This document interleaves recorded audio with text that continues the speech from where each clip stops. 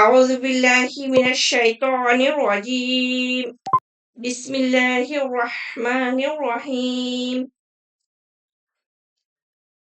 رب اشرح لي صدري ويسر لي أمري واحلل عقدة من لساني يفقه قولي ربي زدني علما ربي زدني علما ربي زدني علما اللهم فقهني في الدين اللهم أعني على ذكرك وشكرك وحسن عبادتك আসসালামু আলাইকুম ওয়া রাহমাতুল্লাহি ওয়া বারাকাতুহু ইনশাআল্লাহ আজকে আমি আপনাদের সাথে পড়ব 6th পারা থেকে। আর 6th পারাতে আছে সূরাতুল নিসা। সূরা নিসার আমি ইনশাআল্লাহ 5th and 6th পারার সমন্বয়ে একটা রুকু আছে যেটা 6 থেকে শুরু হয়েছে, সরি 5th থেকে শুরু হয়েছে 6 এর মধ্যে চলে আসছে। তো এই এই রুকুটা আমি রিপিট করব ইনশাআল্লাহ। বিসমিল্লাহির রহমানির রহিম। 21 নম্বর রুকু, 145 নম্বর 42 নম্বর আয়াত অ্যান্ড সূরা নিসা। মুনাফিকরা প্রতারিত করতে চায় আল্লাহকে, আর আল্লাহ এ প্রতারণার প্রতিফল তাদের দেবেন। আর তারা যখন নামাজে দাঁড়ায় তখন নিতান্ত অলসতার সাথে দাঁড়ায়, লোক দেখানোর জন্য, এবং খুব অল্পই তারা আল্লাহকে স্মরণ করে। তাহলে মুনাফিকের আরেকটা বৈশিষ্ট্য আমরা এখানে পেলাম, সেটা কি? নামাজে অলসতা করা, তাই না? গাফিলতি করা। যদিও দাঁড়ায় ওই যে বেকা হয়ে ইয়ে হয়ে তার মন আছে কোথায়, এবং একেবারে ইচ্ছার বাইরেই এটা ইয়া করে আহ, থাকে, লোক দেখানো। এখন নির্বাচন আসছে, নামাজে না গেলে তো ভোট পাবো না, তাই আর কি। এই আমরা এটা হলো ভোটের নামাজ, ভোটের টুপি, ভোটের সালাম। ভোটের সালাম করে দেখবেন সামাকুম সামাকুম সামাকুম কি যে বলতেছে। হুম সে উপরওয়ালাই জানে। তো এখানে বলতেছে মুনাফিকরা নামাজে দাঁড়ায় হচ্ছে অলসতার সাথে। 143 এরা দোটানায় দোদুল্যমান অবস্থায় আছে, সম্পূর্ণ এদিকও না সম্পূর্ণ ওদিকও না, আর আল্লাহ যাকে গোমরাহ করেন তুমি তার জন্য কখনো কোনো পথ পাবে না। এখন এরা গোমরাহিতে আছে সম্পূর্ণ এদিকও না সম্পূর্ণ ওদিকও না, মানে কোনোদিন তো নামাজ পড়ি নাই, যেহেতু মুসলিম কান্ট্রির ভোটার প্রার্থী হয়েছি, আবার তো ইয়া না করলে পাবলিক ভোটও দেবে না। হুম 144 ওহে যারা ঈমান এনেছ, তোমরা কাফেরদের বন্ধুরূপে গ্রহণ করবে না, মুমিনদের বাদ দিয়ে। তোমরা কি চাও নিজেদের বিরুদ্ধে আল্লাহর জন্য স্পষ্ট প্রমাণ কায়েম করে দিতে? হুম তাহলে দেখেন, এটা আমাদের জন্য, কিন্তু আমি বলেছি যখন মুমিন, বিশ্বাসী, ইমানদার এই কথাগুলো সম্বোধন করে আল্লাহ কথা বলেন, সে কথাগুলো কিন্তু ডাইরেক্ট আমাদের সাথে আল্লাহ কথা বলতেছেন, তাই না? ওহে যারা ঈমান এনেছো। দেখেন আমরা ঈমান এনেছি, তাই না? আল্লাহ আছে, জান্নাত আছে, জাহান্নাম আছে, ডে অফ জাজমেন্ট আছে। তারপরে আ পূর্ববর্তী সমস্ত নবী রাসূলদেরকে আমরা বিশ্বাস করি। এগুলো সবই ঈমানের অংশ। তাহলে আমাদের জন্য আল্লাহ কি বলতেছেন? তোমরা কাফিরদের বন্ধুরূপে গ্রহণ করবে না। আচ্ছা, এখন আমাদের রাষ্ট্রপ্রধানরাও কাফের রাষ্ট্রপ্রধানদেরকে বন্ধুপূর্ণ সম্পর্ক বলে যে আমাদের বন্ধুত্ব রিলেশন। আবার ব্যক্তিগতভাবে যদি চিন্তা করেন, আমরা এখন প্রশ্ন আসবে, আমরা তো কাফেরের দেশে থাকি। দেখেন, কাফেরের দেশে থাকা আর কাফেরকে বন্ধুরূপে গ্রহণ করা, সেটা কিন্তু আকাশ পাতাল। বন্ধু সেই আপনার সুখে, দুঃখে, আপনার কষ্টে, আপনার সুকর্মে, কুকর্মে, যে চোখের ইশারায় সে আপনার জন্য নিবেদিত প্রাণ, সেই হচ্ছে বন্ধু, তাই না? যার কাছে আপনি নির্দ্বিধায় নিজেকে ব্যক্ত করতে পারেন। আর পিতামাতা আমরা বলি বন্ধুর মতো, কিন্তু অনেক কিছুই কিন্তু পিতামাতার সাথে ব্যক্ত করা যায় না, হাসব্যান্ডের সাথে ব্যক্ত করা যায় না, মানে কিন্তু বন্ধুর সাথে সব করা যায়। তাহলে সেইরূপ বন্ধু আমরা করব না। নিঃসন্দেহে মুনাফিকরা থাকবে জাহান্নামের সর্বনিম্ন স্তরে, আর তুমি কখনো পাবে না তাদের জন্য কোনো সাহায্যকারী। আল্লামা আজিনি মিনান্নার। তাহলে আল্লাহ যেন আমাদেরকে মাফ করে দেন।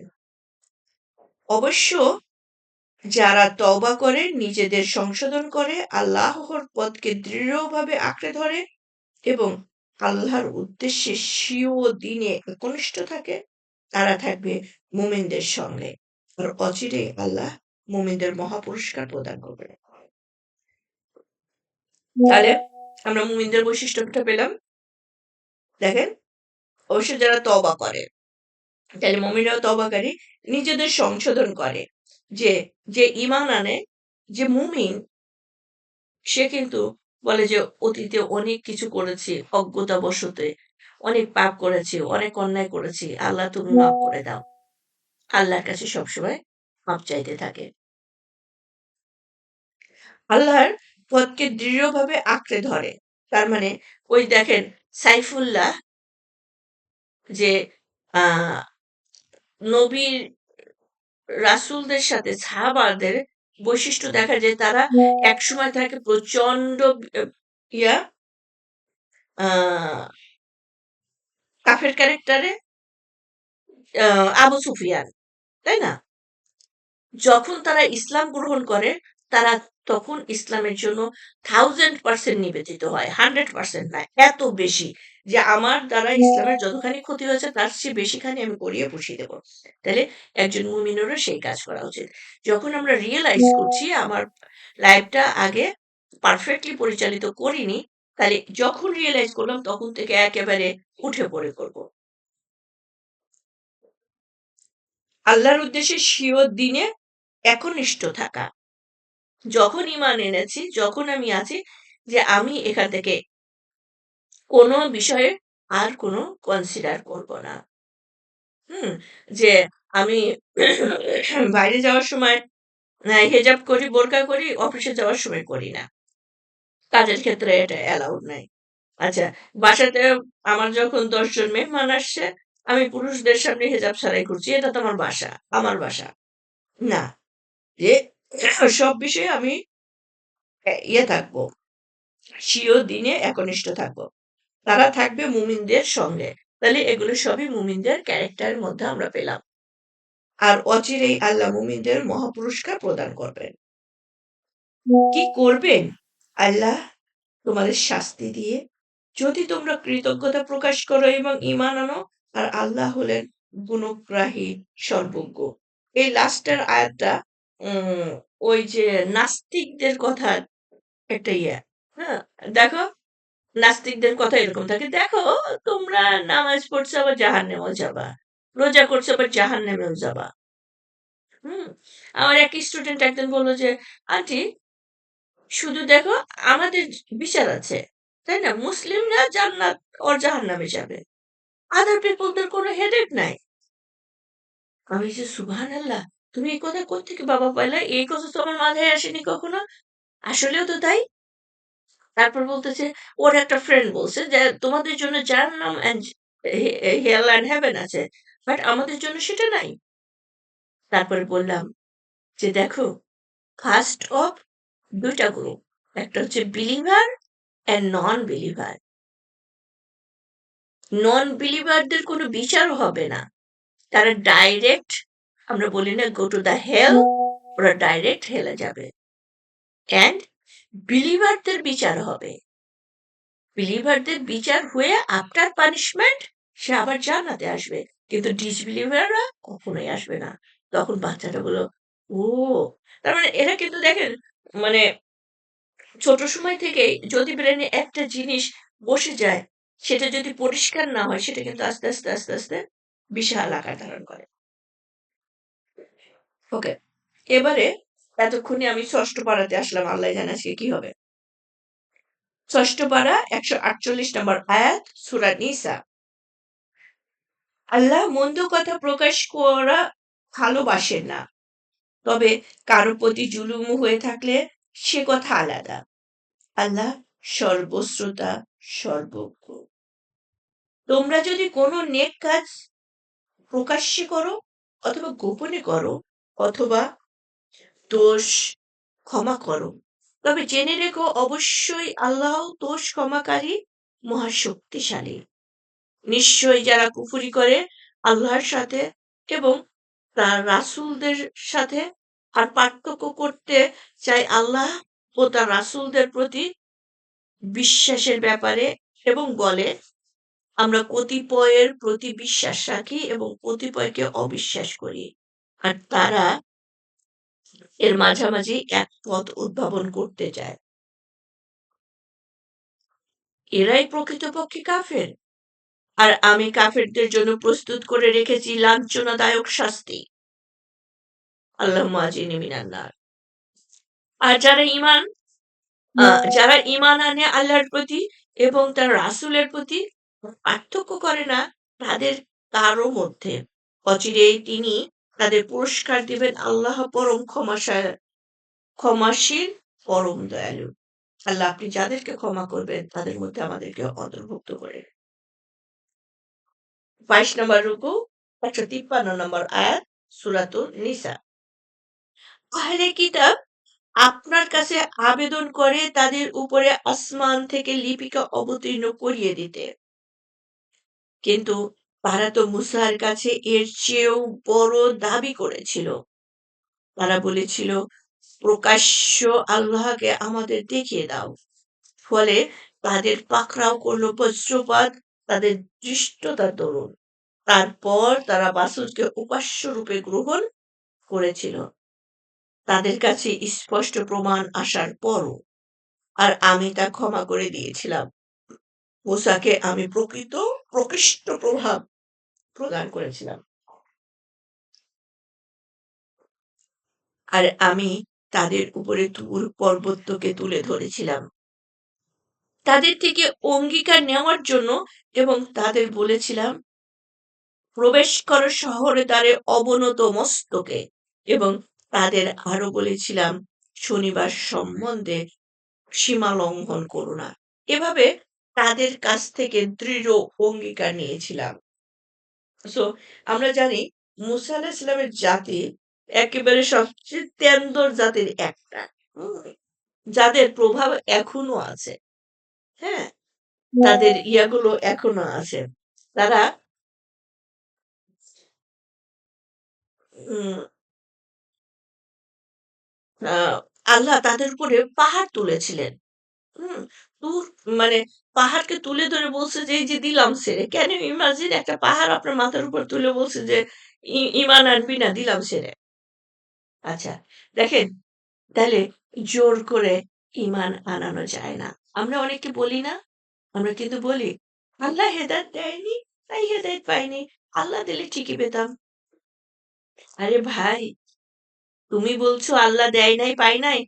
আল্লাহ যে তোমার বড় ভাইকে এই যে উপকার করা, তাদের স্লেভি দাসত্ব থেকে ওখান থেকে বের করে নিয়ে এসে স্বাধীন লাইফ দেওয়া, যত দেয় আল্লাহর সাথে তোমরা ততই আর্গুইং করতে থাকো।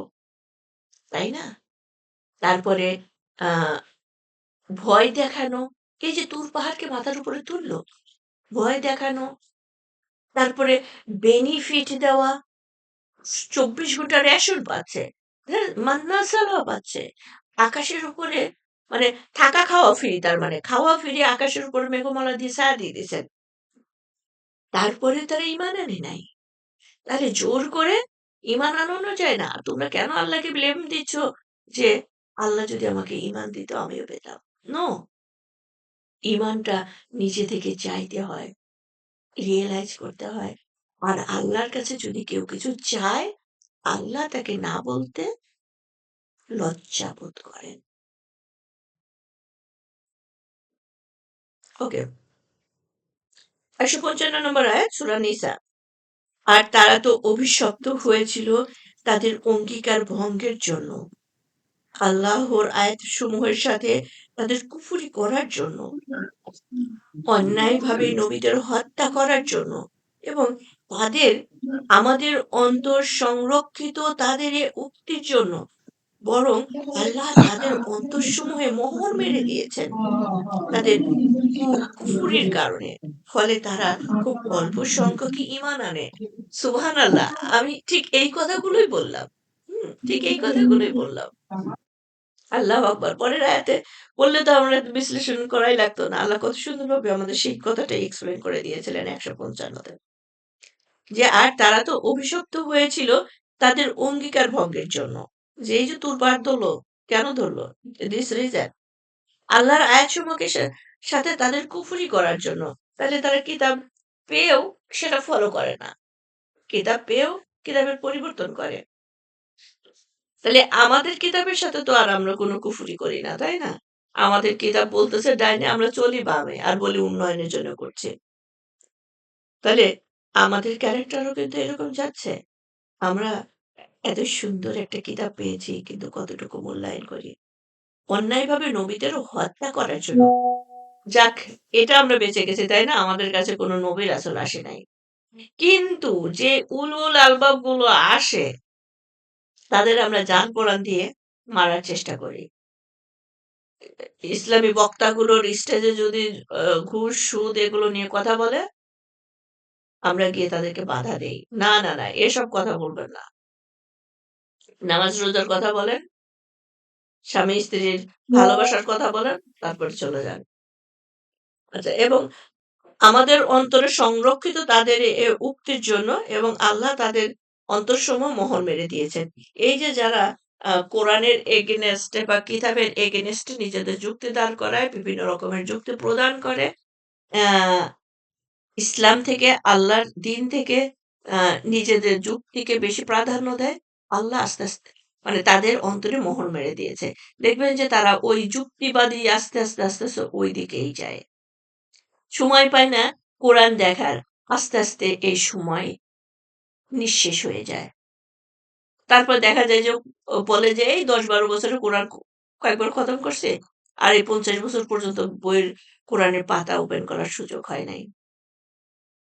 ফ্রি টাইমে একটু কোরআন ২ টা লেকচার শুনবো।"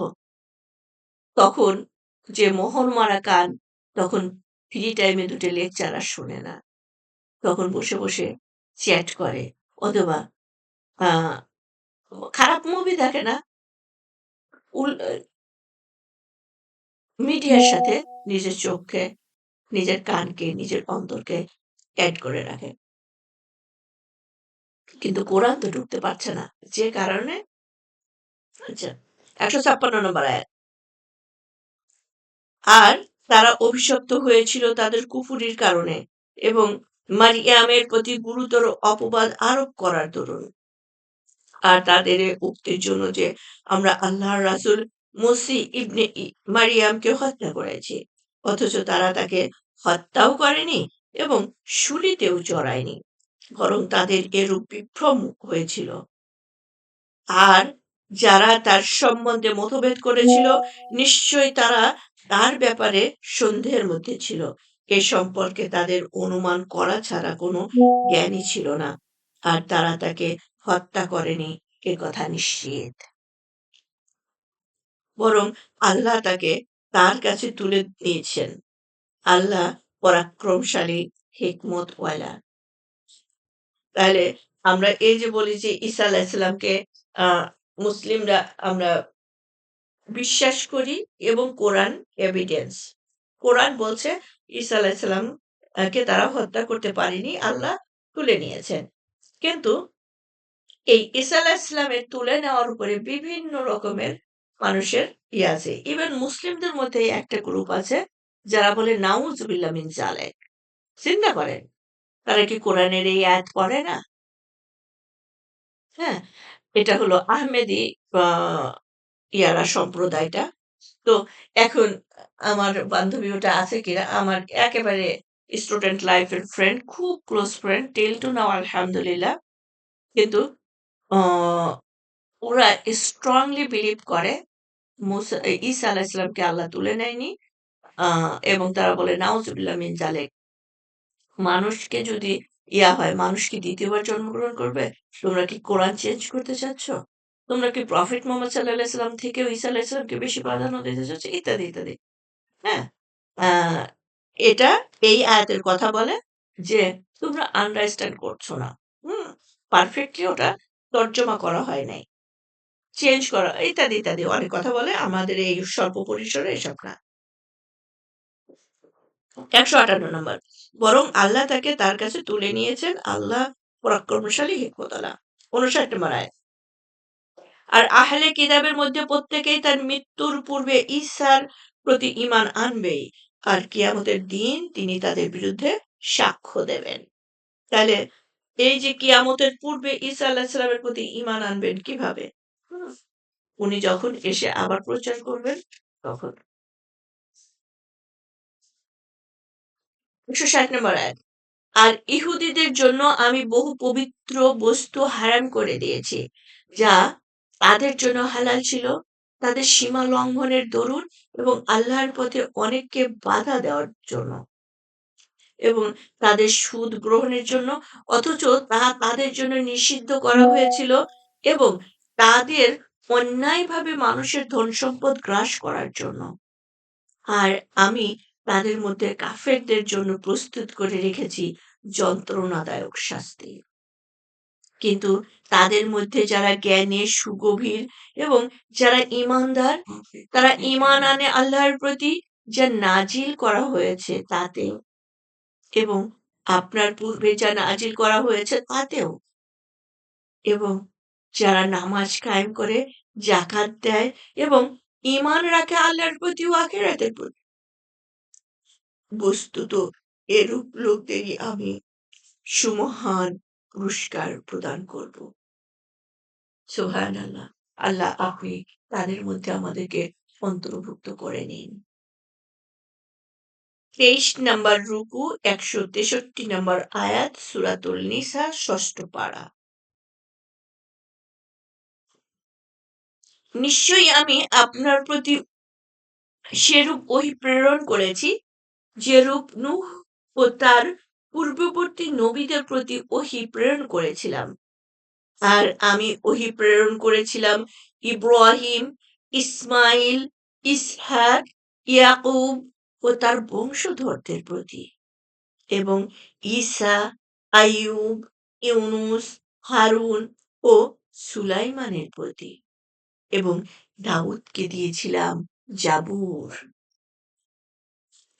আর আমি এমন অনেক রাসূল প্রেরণ করেছি যাদের বৃত্তান্ত আপনাকে পূর্বে শুনিয়েছি এবং এমন অনেক রাসূল প্রেরণ করেছি যাদের কথা আপনাকে বলিনি। আর আল্লাহ মূসার সাথে সরাসরি কথা বলেছিলেন। সুসংবাদ আচ্ছা, তার মানে এই যে এখানে আমরা সবাই জানি এ কথাটা একদম খুবই আমাদের ইয়া যে আমরা কোরআনে ২৫ জন নবী রাসূলের নাম পেয়েছি। এছাড়াও অসংখ্য নবী রাসূল আল্লাহ পাঠিয়েছেন। সুসংবাদদাতা ও সতর্ককারী হিসেবে রাসূলদের আমি এজন্য প্রেরণ করেছি, যাতে রাসূলদের আগমনের পর আল্লাহর সামনে মানুষের কোনো ওজর আপত্তি না থাকে। আল্লাহ পরাক্রমশালী, হিকমতওয়ালা। কিন্তু আল্লাহ সাক্ষ্য দিচ্ছেন আপনার নবুয়তের। আপনার প্রতি তিনি যে কিতাব নাজিল করেছেন তা দিয়ে, যা তিনি নাজিল করেছেন সজ্ঞানে, এবং ফেরেশতারাও এর সাক্ষ্য দিচ্ছে। সাক্ষী হিসেবে আল্লাহই যথেষ্ট। হুম? তাহলে এই যে যারা বলতেছে যে আমরা রাসূল মানি না, আ কি যেন? আ হাদিস মানি না, কোরআন মানি, অথবা রাসূল সাল্লাল্লাহু আলাইহি ওয়াসাল্লামের উপরেও কিছু, কিছু অপবাদ, ব্লেম, উনি এটা হাতে রচনা করেছেন, উনি কিছু আয়াত পরিবর্তন করেছেন, এটা মুহাম্মাদের রচিত। নাউজুবিল্লাহ মিন যালিক। এই যে কথাগুলো, আল্লাহ বলতেছেন সাক্ষী হিসাবে আমি যথেষ্ট। আমি স্বেচ্ছায় সজ্ঞানে আমার মনোনীত বান্দার কাছে ইহা প্রেরণ করেছি। আর আমার অ্যারাউন্ড মি আমার ফেরেশতারাও এটা জানে। আর সাক্ষী, আমার কারো সাক্ষীর দরকার নাই। সাক্ষী হিসেবে আমি নিজেই যথেষ্ট। হুম? আর তোমরা গুটি কয়েক লোক বিশ্বাস করো আর না বিশ্বাস করো, তাতে কিচ্ছু আসে যায় না।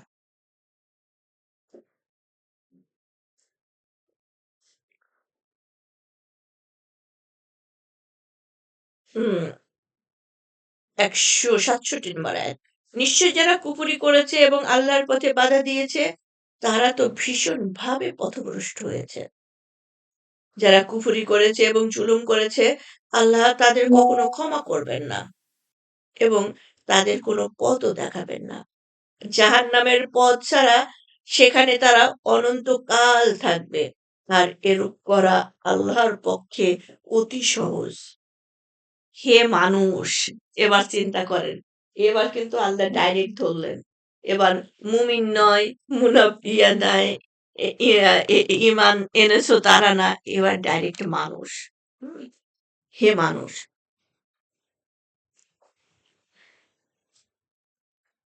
তোমাদের কাছে এসেছেন এ রাসূল সত্য বাণী নিয়ে। তোমাদের রবের তরফ থেকে। সুতরাং তোমরা ঈমান আনো, তা তোমাদের জন্য কল্যাণকর। আর যদি তোমরা কুফরি করো, তবে নিশ্চয়ই আল্লাহই যা কিছু আল্লাহরই যা কিছু আছে আসমানে ও জমিনে, আল্লাহ সর্বজ্ঞ হিকমতওয়ালা। তাহলে আল্লাহ সবাইকে সম্বোধন করে বললেন, তোমরা ঈমান আনো। তোমরা যা কিছু দেখছো, এভরিথিং আল্লাহর, সব আমার। তো তোমরা ঈমান না এনে হেয়ার দেয়ার যত দৌড়াদৌড়ি করো, যতই আমার এগেইনস্ট কথা বলার চেষ্টা করো, চিন্তা করো, এতে কোনোই লাভ নাই। আর যা কিছু দেখছো সমস্ত সম্পদের মালিক আমি। সব আমার। সো এটা তোমাদের বৃথা সময় নষ্ট। বরং তোমরা ঈমান আনো, মুত্তাকি হও। এটাই তোমাদের জন্য লাভজনক। হে আহলে কিতাব! তোমরা তোমাদের দ্বীনের ব্যাপারে বাড়াবাড়ি করো না এবং বলো না আল্লাহ সম্বন্ধে সত্য ছাড়া অন্য কোনো কথা। মসিহ ঈসা ইবনে মারিয়াম আল্লাহর রাসূল ও তার বাণী ছাড়া আর কিছু নয়। আল্লাহ তা মরিয়মের কাছে প্রেরণ করেছেন এবং আল্লাহর তরফ থেকে এক রূহ। সুতরাং তোমরা ঈমান আনো আল্লাহর প্রতি এবং তার রাসূলের প্রতি। আর বলো না আল্লাহ ৩ জন। এরূপ বলা থেকে নিবৃত হও। তোমরা কি তা তোমাদের জন্য কল্যাণকর। একমাত্র আল্লাহই এক মাবুদ। তার সন্তান হবে তিনি, এর অনেক ঊর্ধ্বে। তারই যা কিছু আছে আসমানে এবং যা কিছু আছে জমিনে, কর্মবিধায়ক হিসেবে আল্লাহই যথেষ্ট। এই আয়াতটা আসলে বিশাল মেসেজের আয়াত। এখান থেকে একটা গোষ্ঠী তৈরি হয়ে গেছে যারা আম কুফরি করছে, শিরক করছে বা বিধর্মী, অথবা যারা নিজেকে খ্রিস্টান হিসেবে পরিচিত করছে। আচ্ছা, এখানে এই এই যে বলছে হে আহলে কিতাব, মানে কিতাবের পরিবারভুক্ত। তোমাদেরকে কিতাব দেওয়া হয়েছে। তোমরা কিতাবের পরিবারভুক্ত।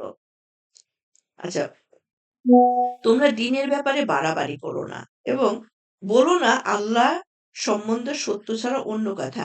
তার মানে এরা কিতাব পরিবর্তনকারী, অথবা আল্লাহ যে কথা বলেছে সে কথার বাইরে অন্য কথা এরা বলে।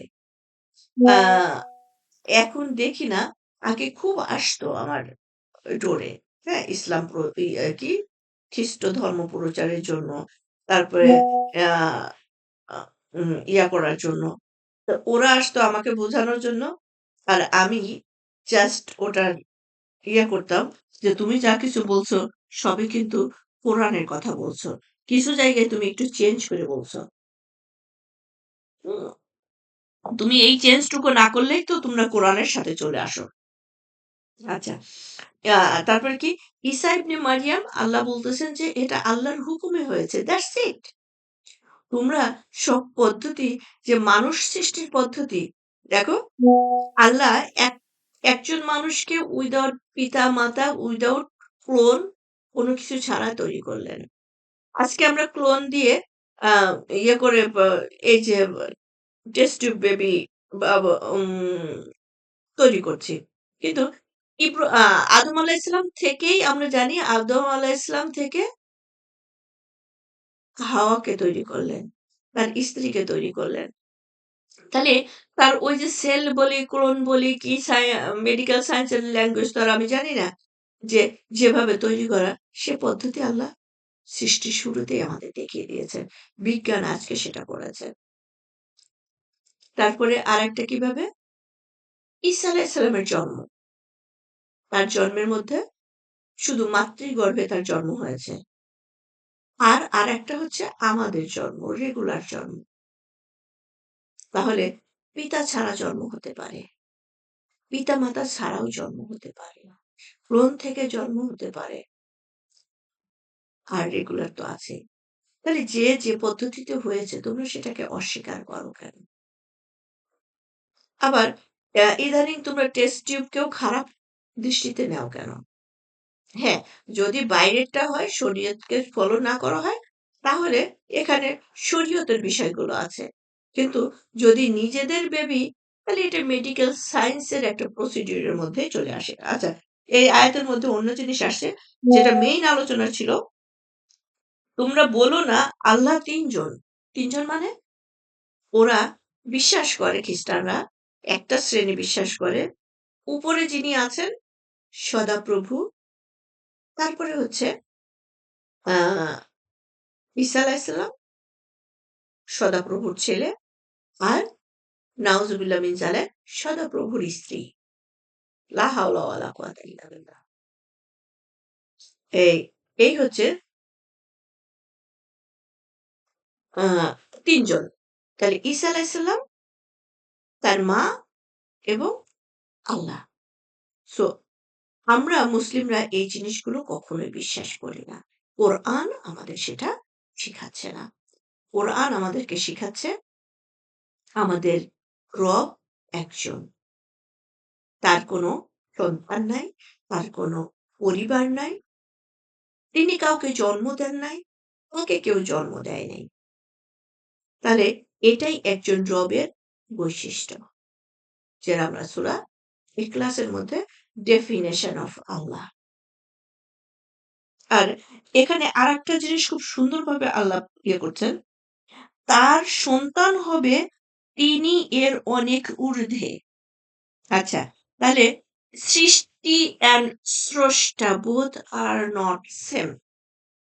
আবারও বলছি সৃষ্টি অ্যান্ড স্রষ্টা। হয়তো সৃষ্টির ক্যারেক্টার স্রষ্টার ক্যারেক্টারের সাথে একটু মিলতে পারে। স্রষ্টা সেভাবেই জিনিসটা তৈরি করেছে তার ক্যারেক্টারের আ উম কিছু বৈশিষ্ট্য তাদের মধ্যে একাংশ কিয়দাংশ দিয়ে সৃষ্টি করেছে। আচ্ছা, এবার চিন্তা করেন আপনি যে ডিভাইসটা এখন ব্যবহার করছেন, এখন মনে করেন এই যে অ্যাপেলের ফোনটা, এই ফোনটা একটা সৃষ্টি।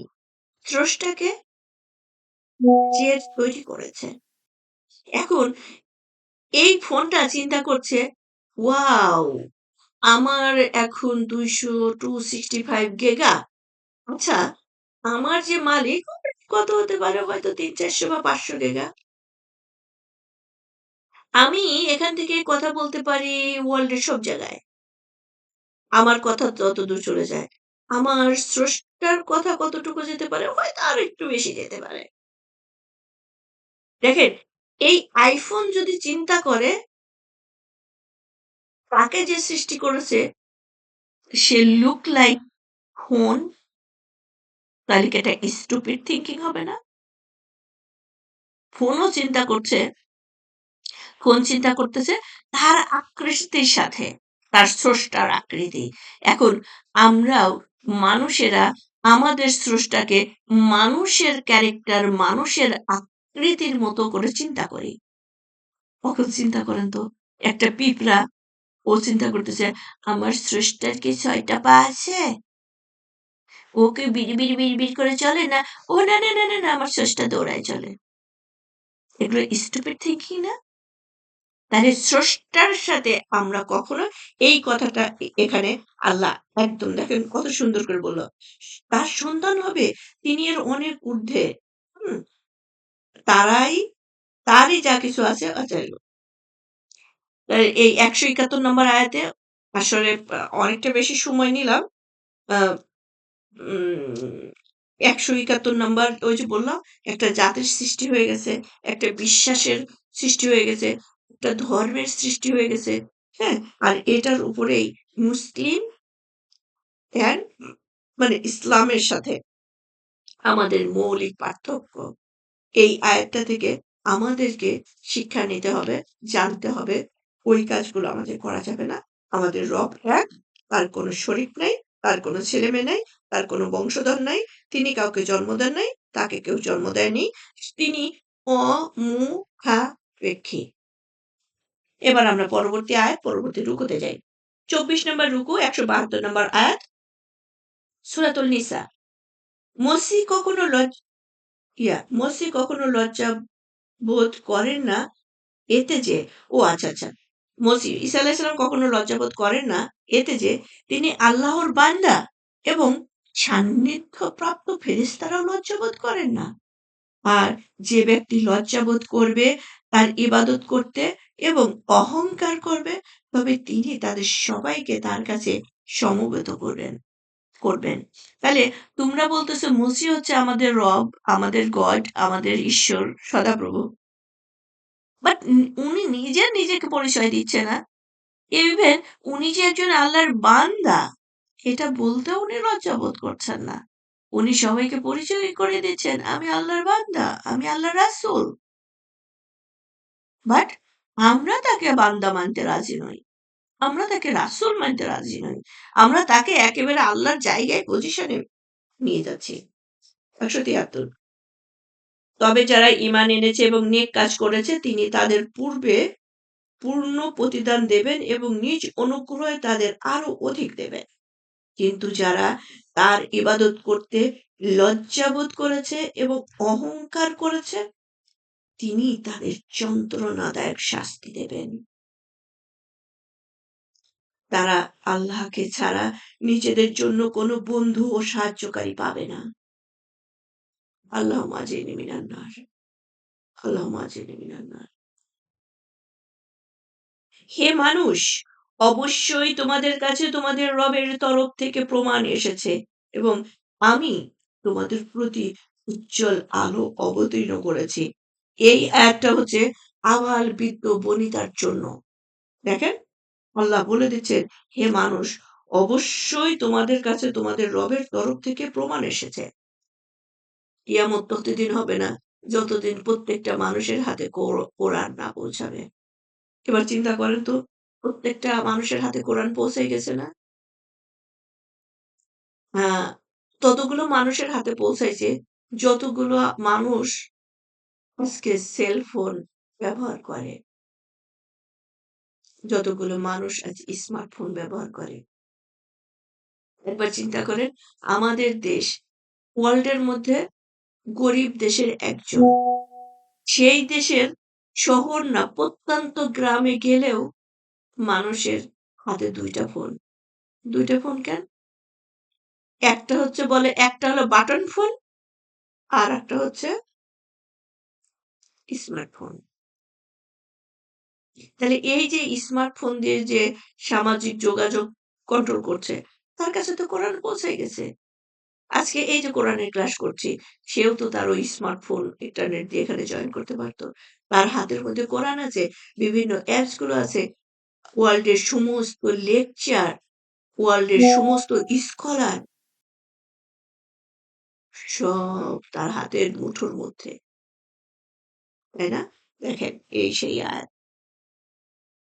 ১৭৫ সুতরাং যারা আল্লাহর প্রতি ঈমান এনেছে এবং তাতে দৃঢ়তা অবলম্বন করেছে, তিনি তাদের স্বীয় রহমত ও অনুগ্রহের মধ্যে শামিল করবেন এবং তার দিকে সরল পথে তাদের পরিচালিত করবেন। লোকেরা আপনার কাছে বিধান জানতে চায়। আপনি বলুন, আল্লাহ তোমাদের বিধান দিচ্ছেন কালালা। কালালা কি? পিতা-মাতাহীন নিঃসন্তান ব্যক্তি সম্বন্ধে। যদি কোনো ব্যক্তি নিঃসন্তান অবস্থায় মারা যায়, পিতা-মাতাও না থাকে এবং তার এক বোন থাকে, তবে সে পরিত্যক্ত সম্পত্তির অর্ধেক পাবে। সে যদি সন্তানহীনা হয় তবে তার ভাই তার ওয়ারিশ হবে। তবে যদি বোন ২ জন থাকে তাহলে তারা পরিত্যক্ত সম্পত্তির ২/৩ পাবে। আর যদি ভাই বোন কয়েকজন থাকে তবে এক পুরুষের অংশ ২ নারীর অংশের সমান হবে।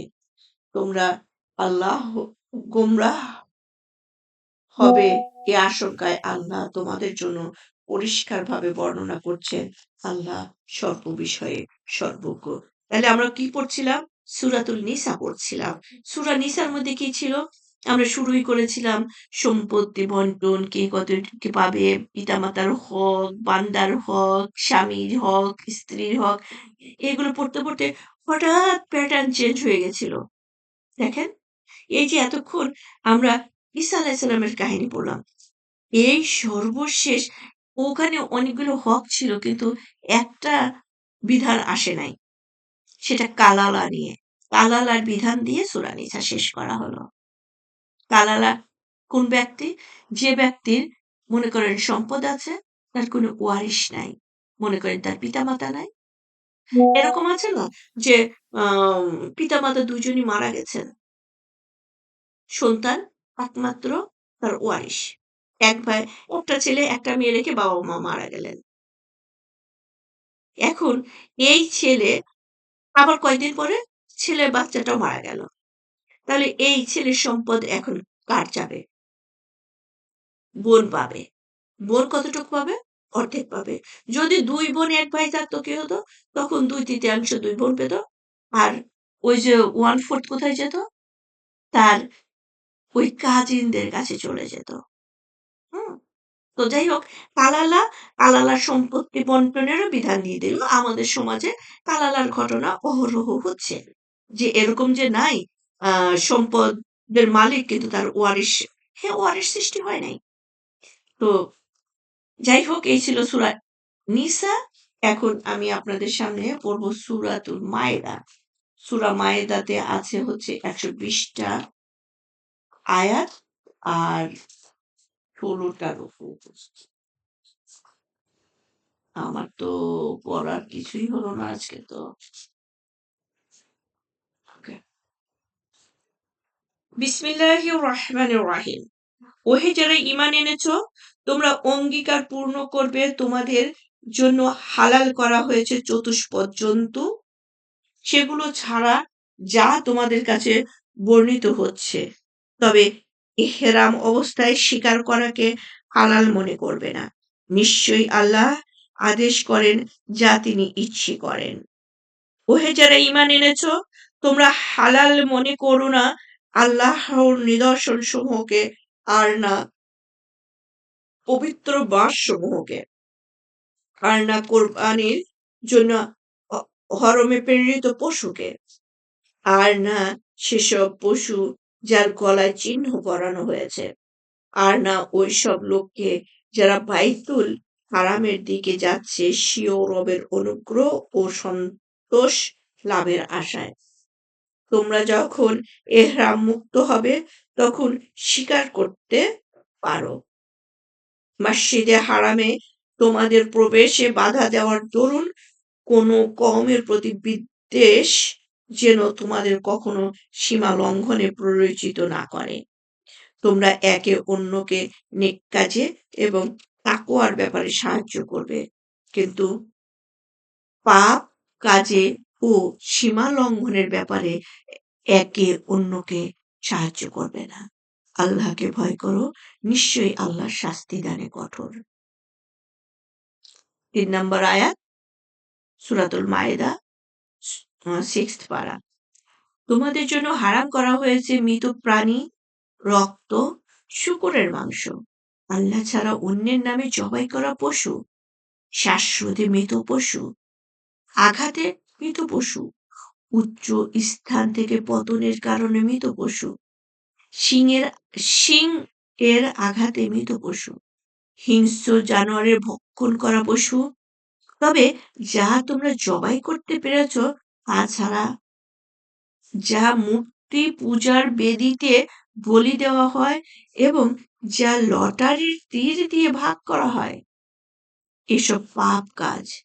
আজ কাফেররা তোমাদের দিনের বিরুদ্ধচারণে নিরাশ হয়ে পড়েছে। সুতরাং তাদের ভয় করো না, বরং আমাকেই ভয় করো। আজ আমি তোমাদের জন্য তোমাদের দিনকে পূর্ণাঙ্গ করে দিলাম। তোমাদের প্রতি আমার নিয়ামত পূর্ণ করে দিলাম এবং ইসলামকে তোমাদের জন্য দিন হিসাবে পছন্দ করলাম। যদি কেউ ক্ষুধার তাড়নায় অস্থির হয়ে পড়ে কিন্তু কোনো পাপের প্রতি আকৃষ্ট না হয়, তবে আল্লাহ তো পরম ক্ষমাশীল, পরম দয়ালু। তাহলে আমাদের ইসলাম, আমাদের ধর্ম পূর্ণাঙ্গ ধর্ম। ৪ নম্বর আয়াত। লোকেরা আপনাকে জিজ্ঞেস করে কি কি জিনিস তাদের জন্য হালাল করা হয়েছে। আপনি বলুন, তোমাদের জন্য হালাল করা হয়েছে পবিত্র জিনিসসমূহ এবং যেসব শিকারী পশু পক্ষীকে তোমরা প্রশিক্ষণ দিয়েছ শিকারের জন্য, যেভাবে আল্লাহ তোমাদের শিক্ষা দিয়েছেন। এমন শিকারী জন্তু যে শিকারকে তোমাদের জন্য ধরে আনে তা খাবে এবং তার উপর আল্লাহর নাম নেবে আর আল্লাহকে ভয় করবে। নিশ্চয়ই আল্লাহ সত্তর হিসাব গ্রহণকারী। দেখেন, এই যে ৪ নাম্বার সূরা মায়েদার ৪ নাম্বার হচ্ছে লোকেরা আপনাকে জিজ্ঞেস করে কি কি জিনিস তাদের জন্য হালাল করা হয়েছে। হুম আর আল্লাহ উত্তর দিয়ে দিচ্ছেন, এই প্রশ্ন কিন্তু আমাদেরও। আমাদের কি কি হালাল আছে, কি কি হালাল আছে। আরে ভাই, হালাল তো সবই, সব হালাল। গুটি কয়েক হারাম করা হয়েছে, সেই কয়টা বাদ দিলেই তো হয়ে যায়, বাদ বাকি সব। এই যে দেখেন, আল্লাহ বলতেছে আপনি বলুন, তোমাদের জন্য হালাল করা হয়েছে পবিত্র জিনিসসমূহ। That's it. আর ওই যে শূকরের মাংস, মৃত পশু, শিঙের দ্বারা আঘাত করা ৩ নম্বর আয়াতে গুটি কয়েক দিয়ে দেওয়া হয়েছে। সেগুলো থেকে তোমরা নিজেকে বিরত রাখো, তাই তো হয়ে গেল। ৫ নম্বর আয়াত। আজ তোমাদের জন্য হালাল করা হলো পবিত্র বস্তুসমূহ। আহলে কিতাবের খাদ্য তোমাদের জন্য হালাল এবং তোমাদের খাদ্য তাদের জন্য হালাল। তোমাদের জন্য হালাল সতী সাবিত্রী মুমিন নারী এবং আহলে কিতাবের সতী সাবিত্রী মুমিন না। যখন তোমরা তাদের মোহর প্রদান করো স্ত্রী রূপে গ্রহণ করার জন্য, প্রকাশ্য ব্যভিচার কিংবা উপপত্নী রূপে গ্রহণের জন্য নয়। যে ব্যক্তি অস্বীকার করবে ঈমান, তার কর্মফল অবশ্যই নিষ্ফল হয়ে যাবে এবং সে আখিরাতে ক্ষতিগ্রস্তদের অন্তর্ভুক্ত হবে। ওকে, আমি পড়ছিলাম সূরাতুল মাইদা থেকে। এখন ২ নম্বর রুকু, ৬ নম্বর আয়াত, সূরা ৬ নম্বর পারা। ওহে যারা ঈমান এনেছ, তোমরা যখন নামাজের জন্য দাঁড়াতে চাও তখন তোমরা ধৌত করে নেবে নিজেদের মুখমণ্ডল এবং হাত কনুই পর্যন্ত, আর মসে করে নেবে নিজেদের মস্তক এবং ধৌত করে নেবে নিজেদের পা গ্রন্থি পর্যন্ত। কিন্তু যদি তোমরা অপবিত্র থাকো তবে উত্তম রূপে পবিত্র হবে। আর যদি তোমরা পীড়িত হও কিংবা সফরে থাকো অথবা তোমাদের কেউ প্রস্রাব পায়খানা সেরে আসে কিংবা তোমরা স্ত্রী সহবাস করো, তারপর পানি না পাও, তবে তোমরা পবিত্র মাটি দিয়ে তায়াম্মুম করবে। ওই মাটি দিয়ে নিজেদের মুখমণ্ডল ও হাত মুছে করে নেবে। আল্লাহ তোমাদের অসুবিধায় ফেলতে চান না, বরং তিনি তোমাদের পাক পবিত্র রাখতে চান এবং তোমাদের প্রতি তার নিয়ামত পূর্ণ করতে চান, যেন তোমরা কৃতজ্ঞতা প্রকাশ করো। তোমরা স্মরণ করো তোমাদের প্রতি আল্লাহর নিয়ামতের কথা এবং তার সে অঙ্গীকারের কথা যা তিনি তোমাদের কাছ থেকে নিয়েছেন। যখন তোমরা বলেছিলে, আমরা শুনলাম এবং মান্য করলাম। তোমরা আল্লাহকে ভয় করো। নিশ্চয়ই আল্লাহ অন্তরে যা আছে সে বিষয়ে পুরোপুরি খবর রাখেন। ওহে যারা ঈমান এনেছ, তোমরা অবিচল থাকবে আল্লাহর উদ্দেশ্যে ন্যায় সাক্ষ্যদানের ব্যাপারে এবং কোন সম্প্রদায়ের শত্রুতা যেন তোমাদের কখনো প্ররোচিত না করে। ন্যায় বিচার বর্জন করতে ন্যায় বিচার করবে। ন্যায় বিচার করাই তাকওয়ার নিকটতর। আল্লাহকে ভয় করবে। নিশ্চয়ই আল্লাহ খুব খবর রাখেন সে বিষয়ে যা তোমরা করো।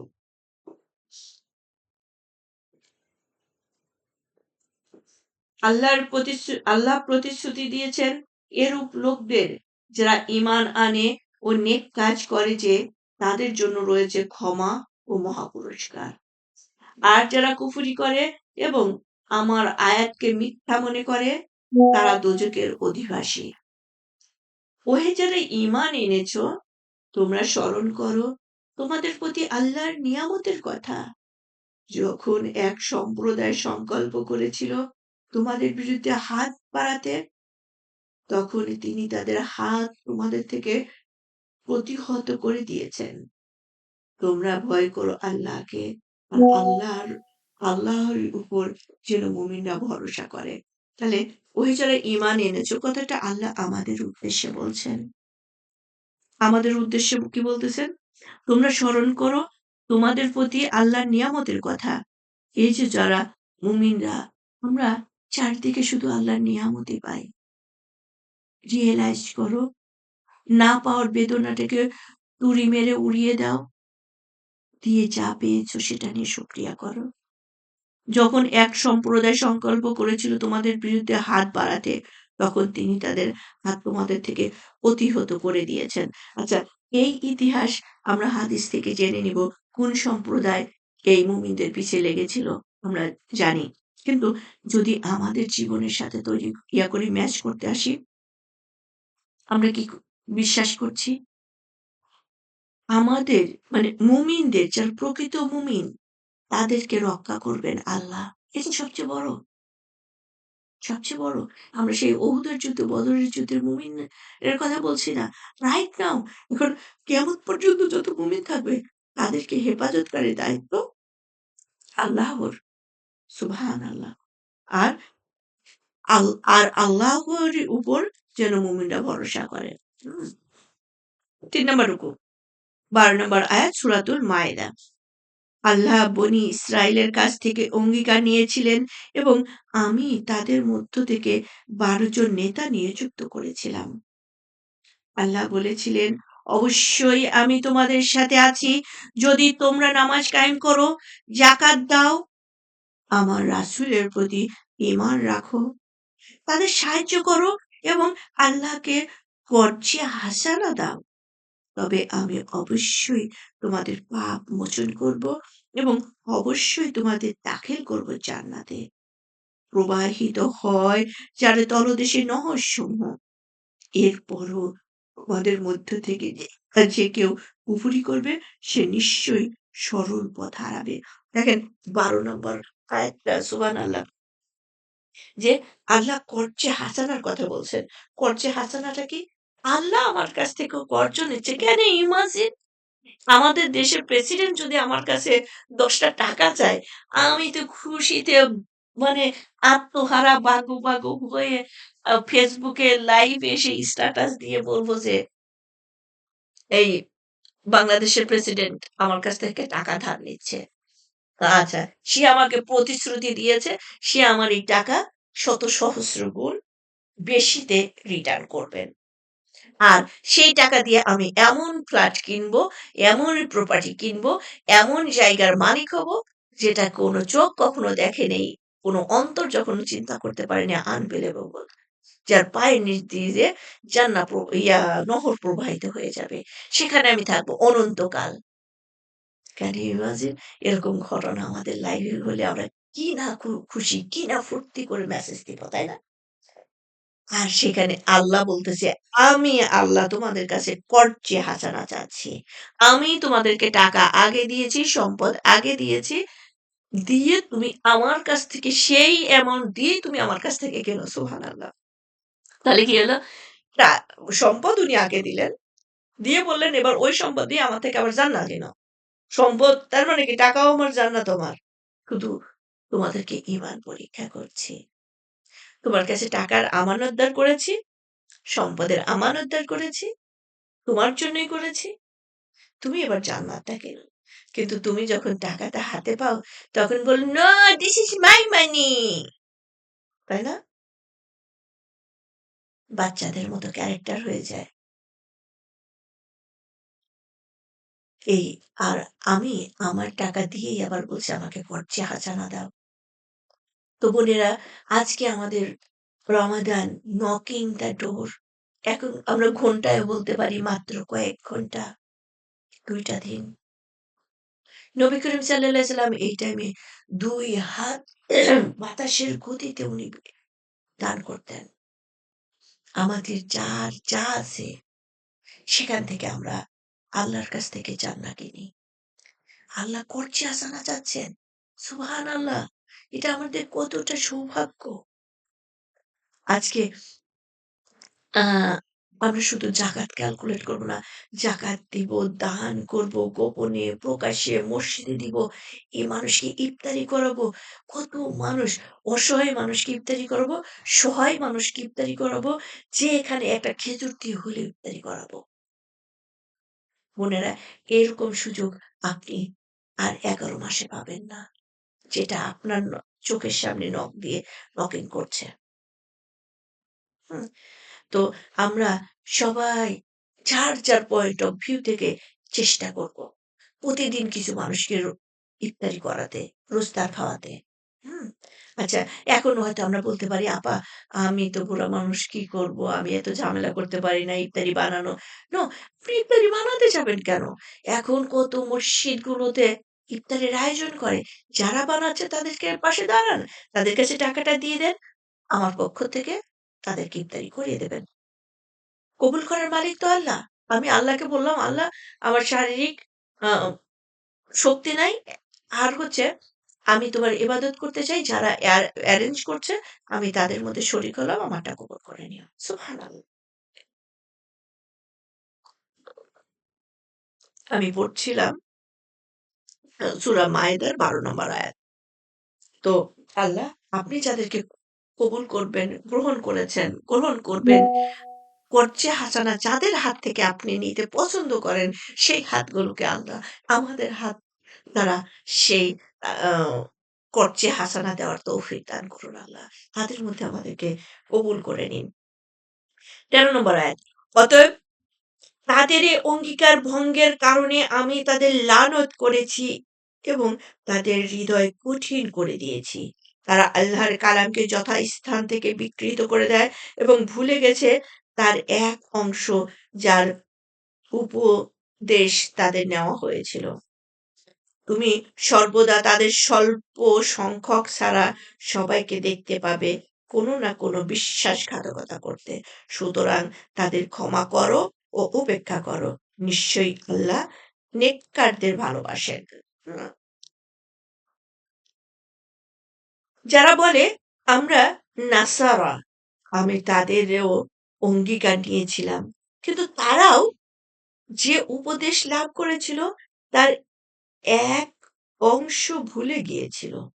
সুতরাং আমি কিয়ামত পর্যন্ত স্থায়ী পারস্পরিক শত্রুতা ও বিদ্বেষ তাদের মধ্যে সঞ্চারিত করে দিয়েছি। আর অচিরেই আল্লাহ তাদের জানিয়ে দেবেন যা তারা করত। তাহলে আমরা জানি নাসারা হচ্ছে খ্রিস্টানদেরকে, আমরা যাদেরকে এখন খ্রিস্টান বলি ওরা হচ্ছে নাসারা। আর বনি ইসরাইল থেকে যারা ইয়াহুদের ফলোয়ার হয়েছে তারা হলে ইহুদি। ওকে? আর বনি ইসরাইলের মধ্যে থেকে যারা ইয়াহুদের হয় নাই, পরে পরবর্তীতে ঈসা আলাইহিস সালামের ফলোয়ার হয়েছে তারা হচ্ছে নাসারা। আর সর্বোপরি যারা প্রফেট মুহাম্মদ সাল্লাল্লাহু আলাইহি সাল্লামকে মেনে নিয়েছেন, স্বীকার করেছেন, তারা হচ্ছে মুসলিম। আমরা সেই দলের। হে আহলে কিতাব! তোমাদের কাছে আমার রাসূল এসেছেন। তিনি তোমাদের কাছে প্রকাশ করেন কিতাবের এমন অনেক কিছু যা তোমরা গোপন করতে এবং অনেক বিষয় উপেক্ষা করেন। তোমাদের কাছে এসেছে আল্লাহর তরফ থেকে এক জ্যোতি ও একটি সমুজ্জ্বল কিতাব, যারা আল্লাহর সন্তুষ্টি কামনা করে এ কিতাব দিয়ে তিনি তাদের শান্তির পথে পরিচালিত করেন এবং তাদের তিনি বের করে আনেন অন্ধকার থেকে আলোর দিকে স্বীয় অনুমতিক্রমে। আর তাদের তিনি পরিচালিত করেন সরল সঠিক পথে। সুবহানাল্লাহ। আল্লাহ তাদের মধ্যে আমাদের অন্তর্ভুক্ত করে নেবেন।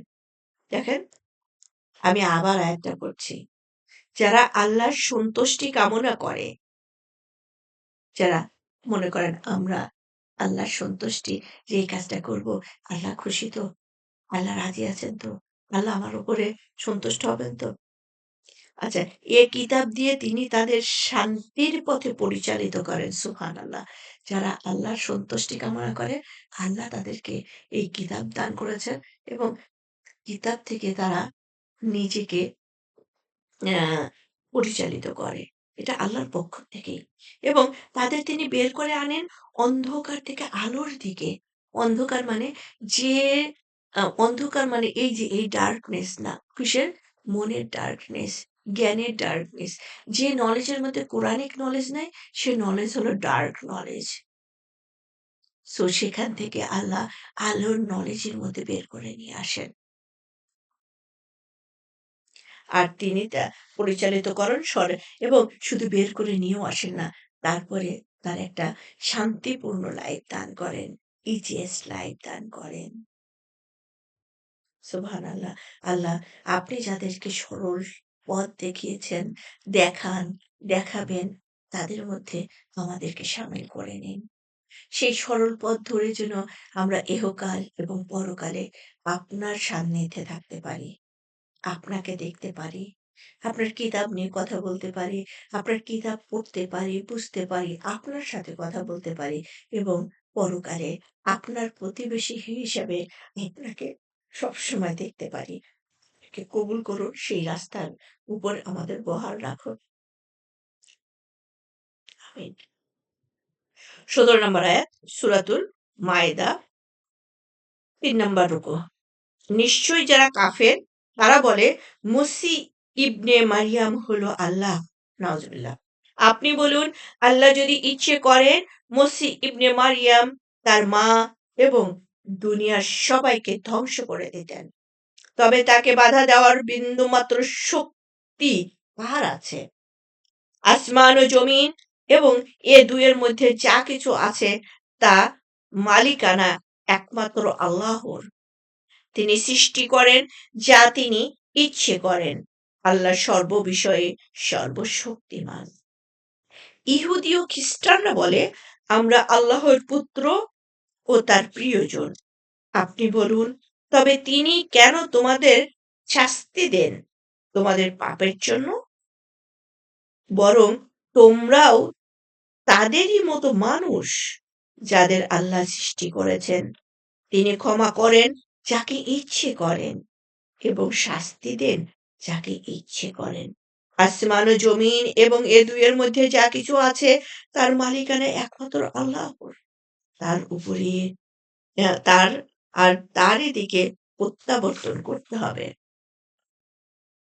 হে আহলে কিতাব, তোমাদের কাছে এসেছেন আল্লাহর রাসূল, যিনি রাসূল আগমনের বিরতির পর তোমাদের কাছে স্পষ্টভাবে বর্ণনা করেন, যাতে তোমরা বলতে না পারো যে আমাদের কাছে কোনো সুসংবাদদাতা ও সতর্ককারী আসেনি। এখন তো তোমাদের কাছে এসে গেছেন একজন সুসংবাদদাতা ও সতর্ককারী। আল্লাহ সর্ববিষয়ে সর্বশক্তিমান। একটু কয়েক সেকেন্ড।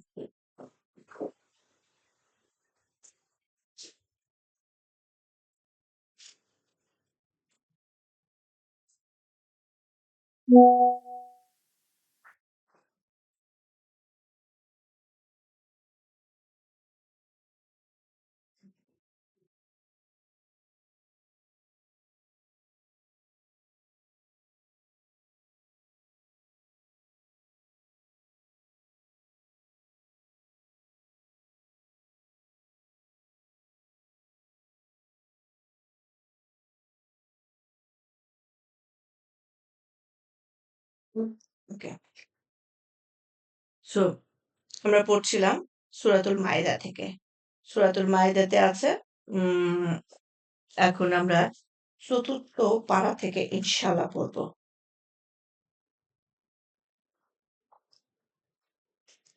৪র্থ পারা ২০ নাম্বার সরি 6th পারা। আউযুবিল্লাহি মিনাশ শাইতানির রাজিম। আ আমরা 6th পারা থেকে পড়ছিলাম। আর এটা হচ্ছে সূরাতুল মাইদা আই মিন ৬ নাম্বার পারা, ৬ নাম্বার রুকু আর আয়াত নাম্বার ২০ নাম্বার আয়াত।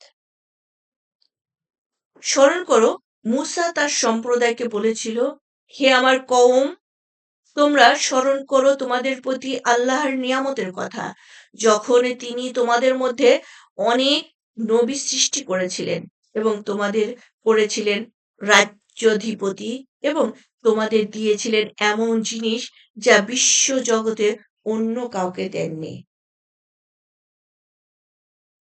হে আমার কওম, তোমরা প্রবেশ করো পবিত্র ভূমিতে যা আল্লাহ তোমাদের জন্য নির্ধারিত করে দিয়েছেন এবং পেছনে ফিরে যেও না, গেলে তোমরা ক্ষতিগ্রস্ত হয়ে পড়বে।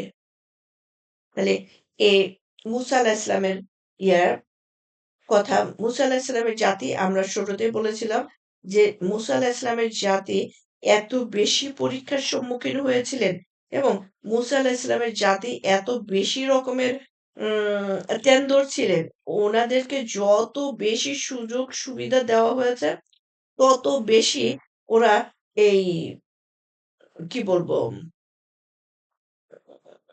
আল্লাহর নাফরমানি করেছে। হ্যাঁ, তত বেশি নাফরমানি করেছে। আল্লাহ যখনই তাদের যত সুবিধা, সব সুবিধা তারা মানে সব সুবিধা কি? তাদেরকে সর্বোচ্চ সুবিধা দান করা হয়েছে। তারপরেও তারা তাদেরকে সর্বোচ্চ ভয়ও দেখানো হয়েছে। যে মাথার উপরে তুর পাহাড় তুলে ধরা হইছে। তারপরেও তারা আ একটু পরেই লাউ আর কদু এক করে ফেলছে। ওকে। ২২ নম্বর আয়াত সূরাতুল মায়েদা। তারা বলল, হে মূসা, সেখানে রয়েছে এক দুর্দান্ত জাতি, আমরা কখনো সেখান প্রবেশ করব না, যে পর্যন্ত না তারা সেখান থেকে বের হয়ে যায়। যদি যদি তারা সেখান থেকে বের হয়ে যায়, তবে অবশ্যই আমরা প্রবেশ করব। হুম? যারা ভয় করত তাদের মধ্য থেকে ২ ব্যক্তি যাদের প্রতি আল্লাহ অনুগ্রহ করেছিলেন বলল, তোমরা তাদের উপরে আক্রমণ করে দরজা দিয়ে প্রবেশ করো। আর যখন তোমরা সেখানে প্রবেশ করবে, তখনই তোমরা জয়ী হবে। আর আল্লাহরই উপর ভরসা করো, যদি তোমরা মুমিন হও। দেখেন, আল্লাহ রাসূলের কত সাহাবা ছিলেন তার পক্ষে বলিষ্ঠভাবে কথা বলার জন্য। মুসা আলাইহিস সালামের ২ জন বললেন। তবু সাহাবা না, ওদের মধ্যে থেকেই ২ জন একটু নিউট্রাল পজিশনে ছিল। তর্ক-বিতর্ক কম করত, একটু জ্ঞানী ছিল। তারা ২ জন বলল যে, যাও বিসমিল্লাহ বলে প্রবেশ করো, তোমরা জয়যুক্ত হবে।" হুম? আচ্ছা, তারা বলল, "হে মূসা, আমরা কখনো সেখানে প্রবেশ করব না, যতক্ষণ না যতক্ষণ তারা সেখানে থাকবে। অতএব আপনি ও আপনার রব যান এবং উভয় যুদ্ধ করুন। আমরা তো এখানেই বসলাম।" চিন্তা করেন। মানে ওই সেই ঠেটার মতো। আমরা বসে গেছি। আমরা যে ওইসব রিস্ক এর মধ্যে নাই। আমাদের খুব শান্তিতে ছিলাম। আমরা ফেরাউনের আ দাসত্বে ছিলাম। ফেরাউন আমাদের দিয়ে কাজ করাইতো। উম পিছনে থেকে পিটাইতো। হাত-পা কেটে দিত। তবুও আমরা খুব ভালো ছিলাম। কিন্তু এই আমরা মান্না সালোয়া খেয়ে খাবো আর মেঘের নিচে ইয়ে করে করবো। আমরা এত শান্তি চাই না। আর তুমি তো তোমার রব অনেক কিছুই দিচ্ছে আমাদের। যেকোনো জিনিস এত কিছুই তো যেহেতু দিলা, ওই যে অনেকে বলে না, "এত কিছুই দিছেন আর এটুকু ওদের।" হুম? যুদ্ধটা তুমি আর তোমার রবই করো। তোমার রব তো সবই পারে। আমাদেরকে কেন ডাকতেছো? নাউজুবিল্লাহ। মানে মুসা আলাইহিস সালামের জাতির এত অদ্ভুত এবং এত কথাবার্তা এত ছিল। এই যে আমরা এখানে বসলাম পারব না এসব কাজ করতে। ২৫ নম্বর আয়াত। মুসা বললেন, হে আমার রব! আমার ও আমার ভাই ছাড়া অন্য কারো উপর আমার ক্ষমতা নেই।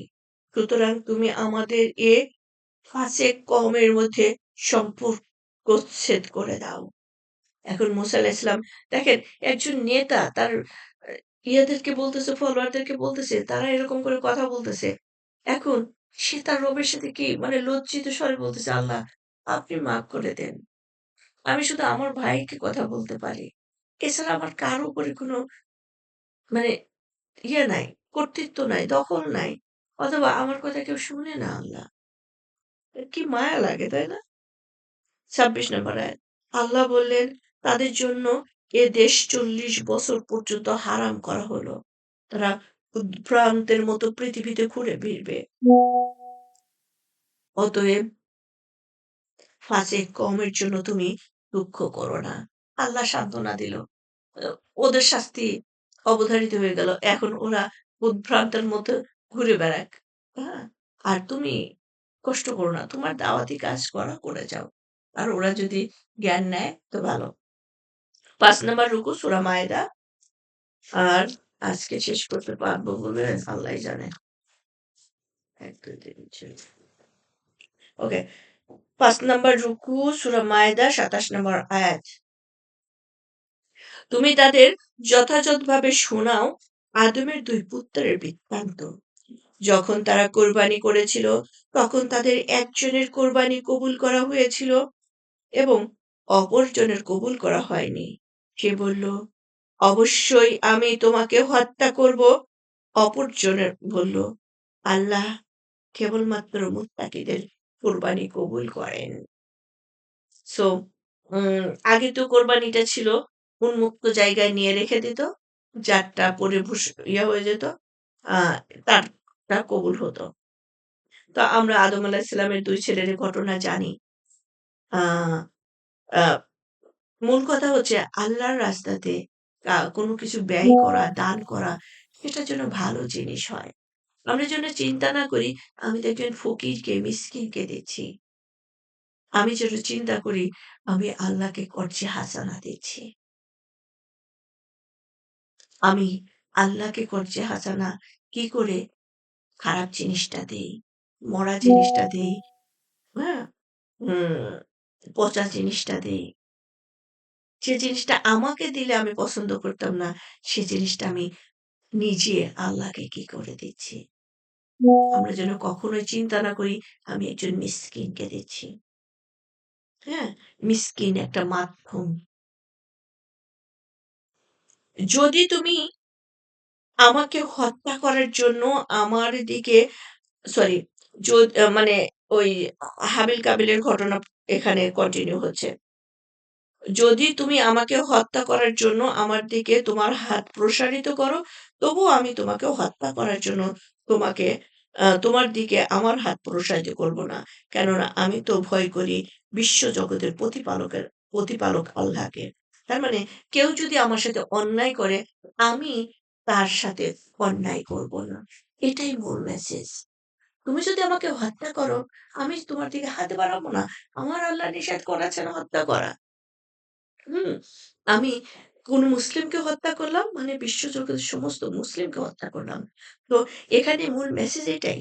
আমার সাথে কেউ অন্যায় করতে পারে, আমার সাথে কেউ সীমা লঙ্ঘন করতে পারে। কিতাবের ভায়োলেট করে আমার উপরে সে আ জুলুম করতে পারে, কিন্তু আমি সেটা করব না। কারণ আমার কিতাব সেটা সাপোর্ট করে না। ২৯ নম্বর আয়াত। আমি চাই তুমি বহন করো আমার ও তোমার পাপের বোঝা। তারপর তুমি দোজখবাসীদের অন্তর্ভুক্ত হয়ে যাও। এটাই হলো জালিমদের প্রতিফল। তারপর তার প্রবৃত্তি তাকে ভাতৃ হত্যায় প্ররোচিত করল এবং সে তাকে হত্যা করল। ফলে সে ক্ষতিগ্রস্তদের অন্তর্ভুক্ত হয়ে পড়ল। তারপর আল্লাহ একটি কাক পাঠালেন। সে মাটি খনন করতে লাগলো।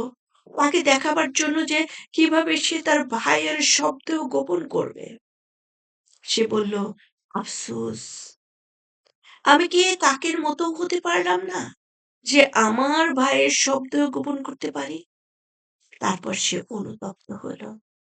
তো এই যে অন্যায় করে পাপ করে অনুতপ্ত অনু মানে এই আর কি ৩২ নম্বর আয়াত। এ কারণেই আমি বনী ইসরায়েলের প্রতি এ বিধান দিয়েছি যে কেউ কাউকে প্রাণের বিনিময়ে প্রাণ কিংবা দুনিয়ায় ফ্যাসাদ সৃষ্টি করার কারণ ছাড়া হত্যা করলো সে যেন দুনিয়ার সব মানুষকেই হত্যা করলো। আর যে কেউ কারো জীবন রক্ষা করলো সে যেন সকল মানুষের জীবন রক্ষা করলো।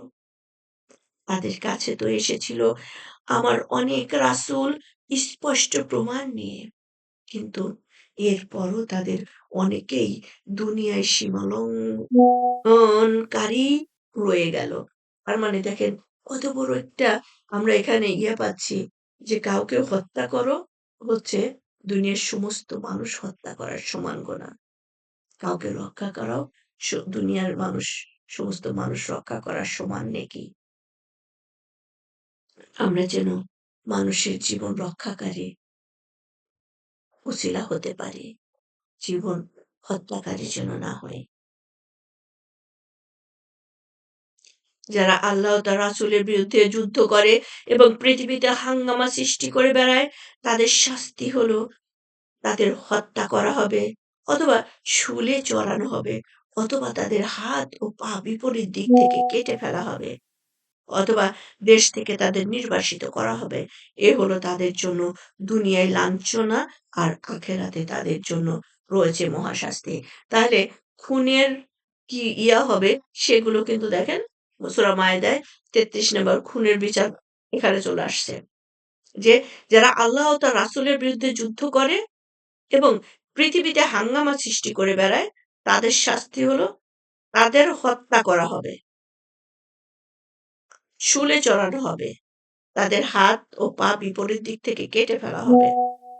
মানে এখানে কিন্তু শুরুতে ছিল আল্লাহ ও তার রাসূলের বিরুদ্ধে যুদ্ধ করে।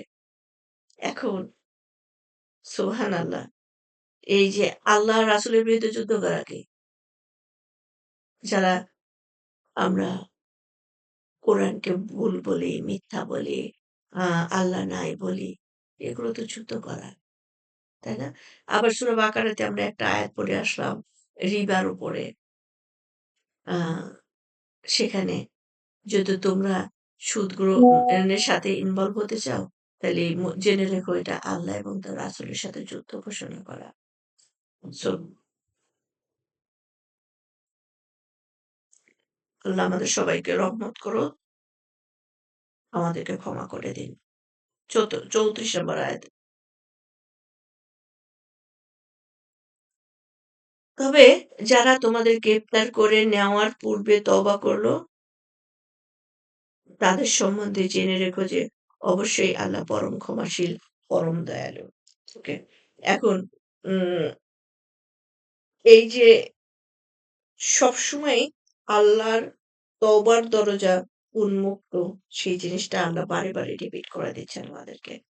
৬ নাম্বার রুকু, ৬ নাম্বার পারা, ৩৫ নাম্বার আ আয়াত সূরাতুল মাইদা। ওহে যারা ঈমান এনেছো, তোমরা আল্লাহকে ভয় করো, তার নৈকট্য লাভের উপায় অন্বেষণ করো এবং তার পথে জিহাদ করো যাতে তোমরা সফলকাম হও। যারা কুফরি করেছে যদি তাদের কাছে দুনিয়ার সমুদয় সম্পদ থাকে এবং তার সাথে সমপরিমাণ আরো থাকে আর এগুলোর বিনিময়ে কিয়ামতের দিন শাস্তি থেকে পরিত্রাণ পেতে চায় তবুও তাদের কাছ থেকে তা কবুল করা হবে না আর তাদের জন্য রয়েছে যন্ত্রণাদায়ক শাস্তি। তারা চাইবে বের হয়ে আসতে দোজখ থেকে কিন্তু তারা সেখান থেকে বের হতে পারবে না এবং তাদের জন্য রয়েছে স্থায়ী শাস্তি। যে পুরুষ চুরি করে এবং যে নারী চুরি করে তাদের হাত কেটে দাও তাদের কৃতকর্মের সাজা হিসাবে। এ হলো আল্লাহর পক্ষ থেকে দণ্ড। আল্লাহ পরাক্রমশালী হিকমতওয়ালা। তারপর যে তওবা করে নিজের এ জুলুম করার পর এবং নিজেকে সংশোধন করে নেয় নিশ্চয়ই আল্লাহ তার তওবা কবুল করেন। আল্লাহ তো পরম ক্ষমাশীল, পরম দয়ালু। তুমি কি জানো না যে আসমান ও জমিনের পরিকল্পনা আল্লাহরই? তিনি শাস্তি দেন যাকে ইচ্ছে করেন এবং ক্ষমা করেন যাকে ইচ্ছে করেন। আল্লাহ সর্ববিষয়ে সর্বশক্তিমান। আল্লাহ, আপনি যাদেরকে ক্ষমা করার ইচ্ছে পোষণ করেছেন, তাদের মধ্যে আমাদেরকে অন্তর্ভুক্ত করে নিন।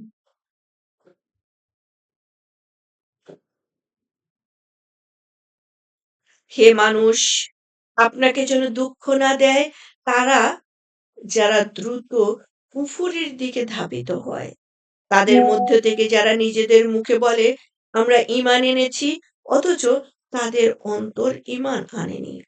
এবং ইহুদীদের মধ্যে যারা মিথ্যা শুনতে অভ্যস্ত, যারা আপনার কথা কান পেতে শুনে, এমন এক কওমের জন্য যারা আপনার কাছে আসেনি, তারা আল্লাহর কালামকে বিকৃত করে, তা যথাস্থানে সুবিন্যস্ত থাকার পরেও তারা বলে, যদি তোমাদের এরূপ বিধান দেওয়া হয় তবে তা গ্রহণ করবে, কিন্তু যদি তা না পাও তবে তা বর্জন করবে। যাকে আল্লাহ ফিতনায় ফেলতে চান, তার জন্য আপনি আল্লাহর কাছে কিছুই করতে পারবেন না।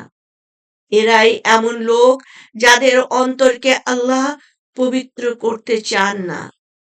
তাদের জন্য রয়েছে দুনিয়ায় লাঞ্ছনা এবং আখেরাতে রয়েছে তাদের জন্য মহাশাস্তি। তারা মিথ্যা শুনতে অভ্যস্ত, হারাম খেতে অত্যন্ত আসক্ত। সুতরাং তারা যদি আপনার কাছে আসে, তবে তাদের মধ্যে বিচার নিষ্পত্তি করে দিন, অথবা তাদের ব্যাপারে নির্লিপ্ত থাকুন। আর যদি আপনি তাদের ব্যাপারে নির্লিপ্ত থাকেন, তবে তারা আপনার বিন্দুমাত্র ক্ষতি করতে পারবে না। আর যদি বিচার ফয়সালাই করেন, তবে তাদের মধ্যে ন্যায়ভাবে বিচার করবেন। নিশ্চয়ই আল্লাহ ভালোবাসেন ন্যায় বিচারকারীদের। তারা কিরূপে আপনার উপরে বিচার ভার ন্যস্ত করবে, অথচ তাদের কাছে রয়েছে তাওরাত। সেই তাওরাতে আছে আল্লাহর আদেশ, তারপরেও তারা পেছনে মুখ ফিরিয়ে নেয়। তারা কখনো মুমিন নয়। আমরা পড়ছিলাম সূরাতুল মায়দা থেকে। সূরাতুল মায়দা ৬ষ্ঠ পারা। এখন ৭ নম্বর রুকু, ৪৪ নম্বর আয়াত সূরাতুল মায়দা। আমি তো নাজিল করেছিলাম তাওরাত, যাতে ছিল হেদায়েত ও আলো। এ তাওরাতের মাধ্যমে ইহুদীদের ফয়সালা দিত আল্লাহর অনুগত নবী, দরবেশ ও আলেমরা। কেননা তাদেরকে আল্লাহর কিতাবের রক্ষণাবেক্ষণের নির্দেশ প্রদান করা হয়েছিল, আর তারা ছিল তার সাক্ষী। অতএব তোমরা মানুষকে ভয় করো না, বরং আমাকেই ভয় করো, এবং আমার আয়াতসমূহ তুচ্ছ মূল্যে বিক্রি করো না। যারা আল্লাহ যা নাজিল করেছেন তদনুযায়ী বিধান দেয় না, তারাই কাফের। দেখেন, এখানে আল্লাহ স্পষ্ট করে বললেন বিধান দেওয়ার বিষয়। আল্লাহ কোরআন বা তাওরাত, যে এটা তো তাওরাত তাদের কাছে দিয়ে আসলো, যে আল্লাহর কিতাব থেকে বিধান দেওয়ার কথা বলছেন। আর আমরা এটাকে প্রুক্টোশ করে নিয়ে আসছি। একে হচ্ছে দিন ধর্ম করি না, তারপরে হচ্ছে যারা দিন ধর্মের সাথে জড়িত আছে তাদেরকে আবার ঘায়েল করি। সেটা হচ্ছে কি, এই আরবি পড়ায় কোরআন পড়ায় টাকা নেওয়া যাবে না, আমি স্বল্প মূল্যে বিক্রি করব না। কিন্তু কোনো সময় কি চিন্তা করি যে লোকটা মানে কোরআন, ইসলাম এর সময়, পুরোটা সময় এখানে দিচ্ছে, আমরা কোরআনের দাম দিচ্ছি না, তার সময়ের জন্য তো তাকে সম্মানিত করতে হবে। সে যদি এই সময়টা অন্য জায়গায়, তার সংসার, তার ফ্যামিলি, এগুলো তো তাকে চালাতে হবে। তখন বলি যে, ও আচ্ছা, ওইটুকুর জন্য করা যেতে পারে। কিন্তু মেইন যে মেসেজটা, সেটা আমরা ওভারলুক করি। মেইন মেসেজটা কি? আল্লাহর কিতাবের যে নির্দেশ দেওয়া আছে, যে বিধান দেওয়া আছে, এই বিধানগুলো তোমরা টাকার বিনিময়ে উল্টা বিধান দিও না। হুম? এটাই। যেমন মনে করেন, যদিও এটা একটা কৌতুক, আ এক লোক বউ তালাক দিয়েছে। আমাদের দেশে তো এটা হরহামেশা হয়। আ একসাথে দাঁড়িয়ে বলে, "তালাক, তালাক, তালাক।" হয়ে গেল তালাক। এখন তো সবাই গ্রামের মানুষ বলছে, "তোমার বউ তালাক হয়ে গেছে। এখন তো তার ইয়ে হবে না।" তখন সে এক হুজুরের কাছে গেছে। গিয়ে বলতেছে যে, "হুজুর সর্বনাশ হয়ে গেছে। আমি তো আমার বউকে তালাক দিয়ে ফেলছি। এখন কি করব?" কয়, "কোনো ইয়ে নাই, রাস্তা নাই। বউ তালাক হয়ে গেছে।" তখন হাতের মধ্যে কিছু টাকা-পয়সা দিয়ে বলল যে, "একটু কিতাব-টিতাব নাড়িয়ে-চাড়িয়ে দেখেন, কোনো ফতোয়া পান কিনা। আমার জন্য ফতোয়া লাগবে। আমি বউ তালাক যেন না হয়।" তখন হুজুর এবারে হাতের মধ্যে তো টাকা চলে আসে। বলছে, "ও ওয়েট, ওয়েট, ওয়েট। আপনি কি বলছেন?" কয়, "তালাক, তালাক।" কয়, "না, না, না, না, এটা তো হবে না। কারণ এটা হবে তালাক ক। ওটা কলকলা করে বলতে হবে। আপনি তো কলকলা করে বলেন নাই। ওটা কফ হতো। আপনি কাপ বলছেন, এটা তালাক হয় নাই।" সো ইনস্ট্যান্টলি সে বিধান দিয়ে দিল। বিকল্প খুঁজে বের করল। আচ্ছা, যদিও কৌতুক, এই আরকি। আ তো আল্লাহর বিধানকে যেন আমরা বিকৃতি না করি, নিজেদের কাজের জন্য ব্যবহার না করে। আর আ এই তো এগুলো ৪৫ নম্বর আয়াত। আমি তাদের জন্য তাতে ফরজ করে দিয়েছিলাম যে প্রাণের বদলে কি? চোখের বদলে চোখ, নাকের বদলে নাক, কানের বদলে কান, দাঁতের বদলে দাঁত এবং অনুরূপভাবে জখমের বদলে জখম। তবে কেউ তা মাফ করে দিলে তা তার জন্য গুনাহের কাফফারা হবে। আর যারা আল্লাহ যা নাজিল করেছেন তদনুযায়ী বিধান দেয় না, তারাই জালিম। আর আমি তাদের পেছনে প্রেরণ করেছিলাম ঈসা ইবনে মারিয়ামকে। তিনি ছিলেন পূর্বে অবতীর্ণ তাওরাতের সত্যায়নকারী। আমি তাকে দিয়েছিলাম ইনজিল। তাতে ছিল হেদায়েত ও আলো। তা ছিল পূর্ববর্তী কিতাব ও তাওরাতের সত্যায়নকারী, হেদায়েত ও উপদেশ মুত্তাকিদের জন্য। তাহলে আমরা দেখলাম তাওরাত, জবুর দুটাতেই আল্লাহ একই কথা বলছেন যে তাদেরকে দিয়েছিলাম কিতাব এবং সেই কিতাব ছিল উম তাতে ছিল হেদায়েত এবং আলো, নূর।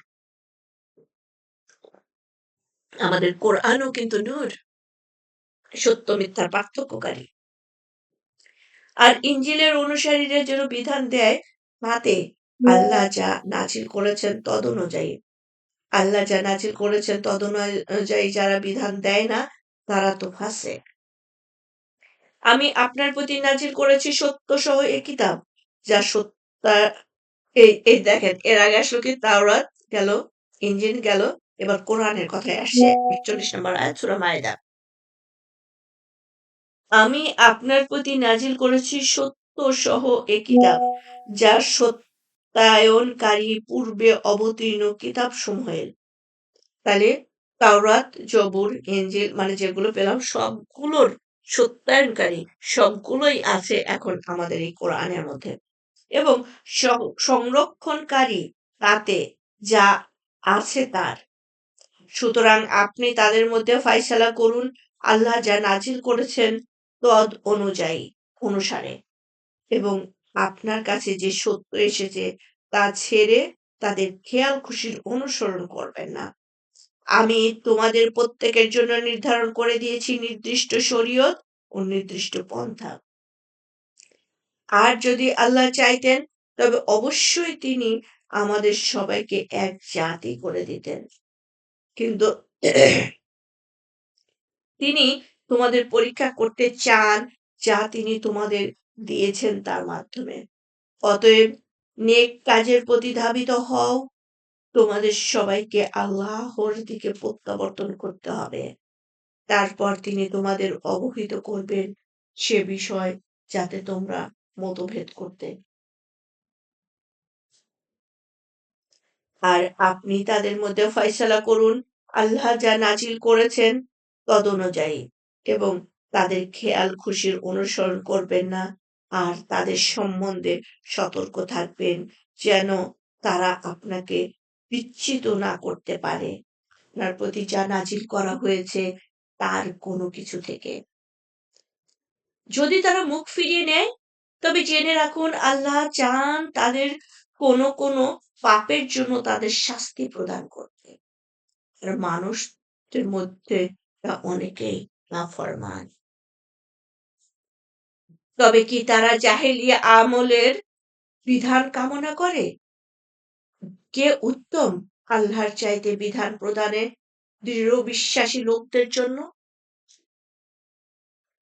৮ নাম্বার রুকু, ৬ নাম্বার পারা, সূরাতুল মায়েদা ৫১ নম্বর আয়াত। ওহে যারা ঈমান এনেছ, তোমরা ইহুদী ও খ্রিস্টানদের বন্ধুরূপে গ্রহণ করো না। এটা কিন্তু আমাদের উপরে আসলো। তারা একে অপরের বন্ধু। ইহুদি খ্রিস্টানরা ওরা কিন্তু একজন আরেকজনের বন্ধু। তোমাদের মধ্য থেকে যে কেউ তাদের বন্ধুরূপে গ্রহণ করবে, সে তাদেরই একজন হবে। নিশ্চয়ই আল্লাহ সৎ পথে পরিচালিত করেন না সীমা লঙ্ঘনকারী লোকদের। হ্যাঁ? আর আপনি তাদের দেখবেন তাদের অন্তরে রোগ রয়েছে যে তারা দৌড়ে গিয়ে ওদেরই মধ্যে প্রবেশ করে এই বলে যে আমরা আশঙ্কা করছি পাছে আমাদের উপর না কোনো বিপদ আপতিত হয়। অচিরেই আল্লাহ বিজয় দেবেন অথবা নিজের পক্ষ থেকে এমন কিছু দেবেন ফলে তারা যা অন্তরে গোপন করেছিল সেজন্য অনুতপ্ত হবে।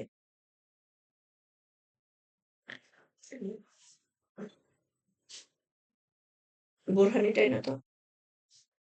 আর যারা ঈমান এনেছে তারা বলবে, এরাই কি সেসব লোক যারা আল্লাহর নামে দৃঢ়ভাবে শপথ করেছিল যে তারা তো আমাদেরই সাথে আছে। তাদের কৃতকর্মসমূহ নিষ্ফল হয়েছে। ফলে তারা ক্ষতিগ্রস্ত হয়েছে। ওহে যারা ঈমান এনেছ, তোমাদের মধ্য থেকে কেউ দিন থেকে ফিরে গেলে অচিরেই আল্লাহ এমন এক কওম নিয়ে আসবেন যাদের তিনি ভালোবাসেন এবং যারা তাকে ভালোবাসবে তারা মুমিনদের প্রতি কোমল হবে আর কাফেরদের প্রতি কঠোর হবে। তারা আল্লাহর পথে জিহাদ করবে এবং কোনো নিন্দুকের নিন্দার ভয় করবে না। এটা আল্লাহর অনুগ্রহ, যাকে তিনি ইচ্ছে করেন তা দান করেন। আল্লাহ প্রাচুর্য দানকারী সর্বজ্ঞ। তোমাদের বন্ধু তো আল্লাহ, তার রাসূল এবং যারা ঈমান এনেছে তারা। যারা নামাজ কায়েম করে যাকাত দেয় এ অবস্থায় যে তারা বিনয় নিম্র বিনম্র। সুবহানাল্লাহ। আমাদের কারা বন্ধু, মুমিনদের কারা বন্ধু, আল্লাহ এখানে তা বলে দিলেন।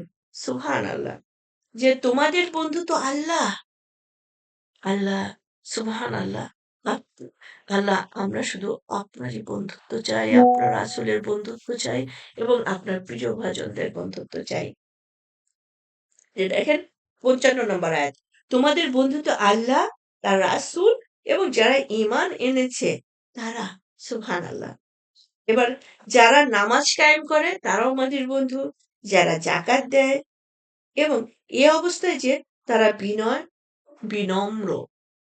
এখন জাকাতের মধ্যে দেখেন একটা উদ্ধত্ত শব্দ থাকে তো, পদদলিতর একটা ইয়া থাকে, মানুষকে হেয় করা থাকে। তাদেরকে কিন্তু এই দলের মধ্যে অন্তর্ভুক্ত করে নাই। যাকাত যারা দেবে তারা ততখানি ভদ্র।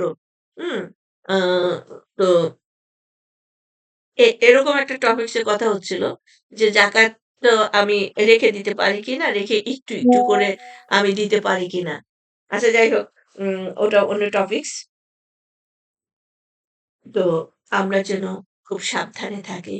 এখন আ যদিও আমরা সিজন বানিয়ে নিয়েছি, রমাদানকে বানিয়ে ফেলেছি জাকাত প্রদানের সিজন। কিন্তু সেটা যেন কাউকে হেয় করার জন্য না দেওয়া হয়। কাউকে দিয়ে খোঁটা না দেওয়া হয়। কাউকে মনোকষ্ট না দেওয়ার জন্য হয়। কাউকে লোক দেখানোর জন্য যেন না হয়। আমরা যেন এটা দায়িত্ব মনে করে যে আল্লাহ আমাকে দায়িত্ব দিয়েছেন। আমার সম্পদ পরিশুদ্ধ করার এবং আল্লাহ আমাকে দায়িত্ব দিয়েছেন আরেকজন অসহায়, দরিদ্র, মিসকিন, অভাবীর পাশে দাঁড়ানোর। এটা আমার তৌফিক দান করেছেন আল্লাহ। আমি সেটা তাদের সম্মান রক্ষা করে সুন্দরভাবে ভদ্রচিতভাবে তাদের কাছে পৌঁছিয়ে দিয়ে আসি। ৫৬ নম্বর আয়াত। আর যারা আল্লাহ, তার রাসূল এবং মুমিনদের বন্ধুরূপে গ্রহণ করে তারাই আল্লাহর দল। তারাই বিজয়ী হবে। ৯ নম্বর রুকু, ৫৬ নম্বর ৫৭ নম্বর আয়াত সূরাতুল মায়েদা। ওহে যারা ঈমান এনেছ, তোমরা বন্ধুরূপে গ্রহণ করো না আহলে কিতাবের মধ্যে যারা তোমাদের দিনকে হাসি তামাশা ও খেলার বস্তু মনে করে তাদের এবং অন্যান্য কাফেরদের। তোমরা আল্লাহকে ভয় করো যদি মুমিন হও। আর যখন তোমরা নামাজের জন্য আহ্বান করো তখন তারা একে হাসি তামাশা ও খেলা বলে মনে করে, কারণ তারা এমন লোক যাদের বোধশক্তি নেই। বলুন, হে আহলে কিতাব, তোমরা কি শুধু এ কারণেই আমাদের প্রতি শত্রুতা পোষণ করো যে আমরা ঈমান এনেছি আল্লাহর প্রতি, আমাদের প্রতি যা নাজিল করা হয়েছে তার উপর এবং পূর্বে যা নাজিল করা হয়েছে তার উপরও তোমাদের অধিকাংশই ফাসিক।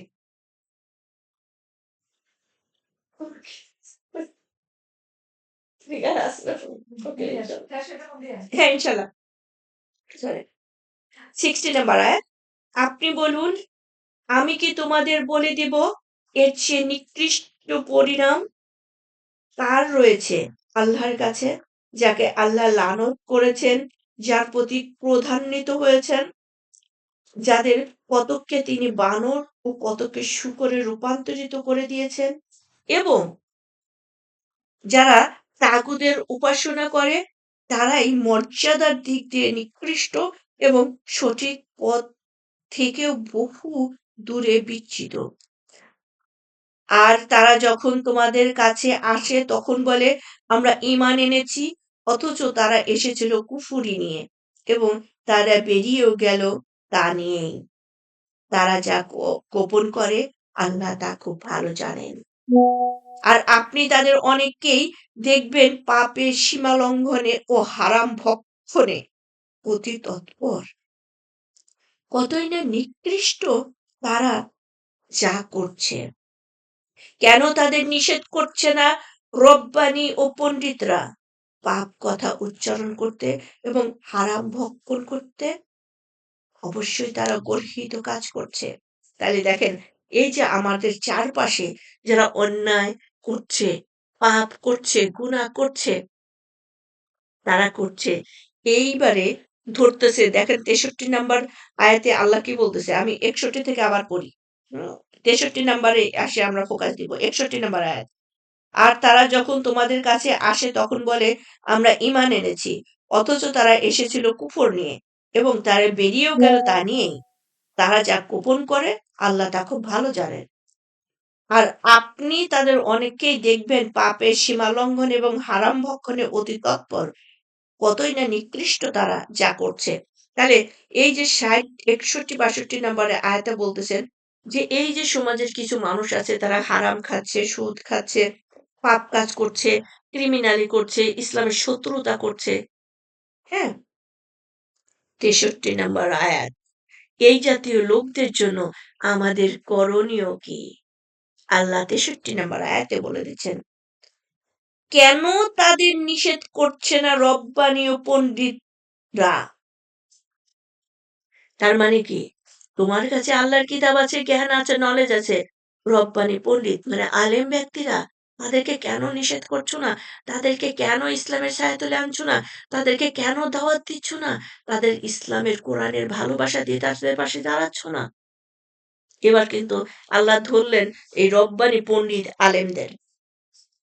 আচ্ছা, পাপ কথা উচ্চারণ করতে এবং হারাম ভক্ষণ করতে অবশ্যই তারা কুৎসিত কাজ করছে। তাদেরকে বোঝাও এগুলো গুনাহ, এগুলো আল্লাহ পছন্দ করেন না।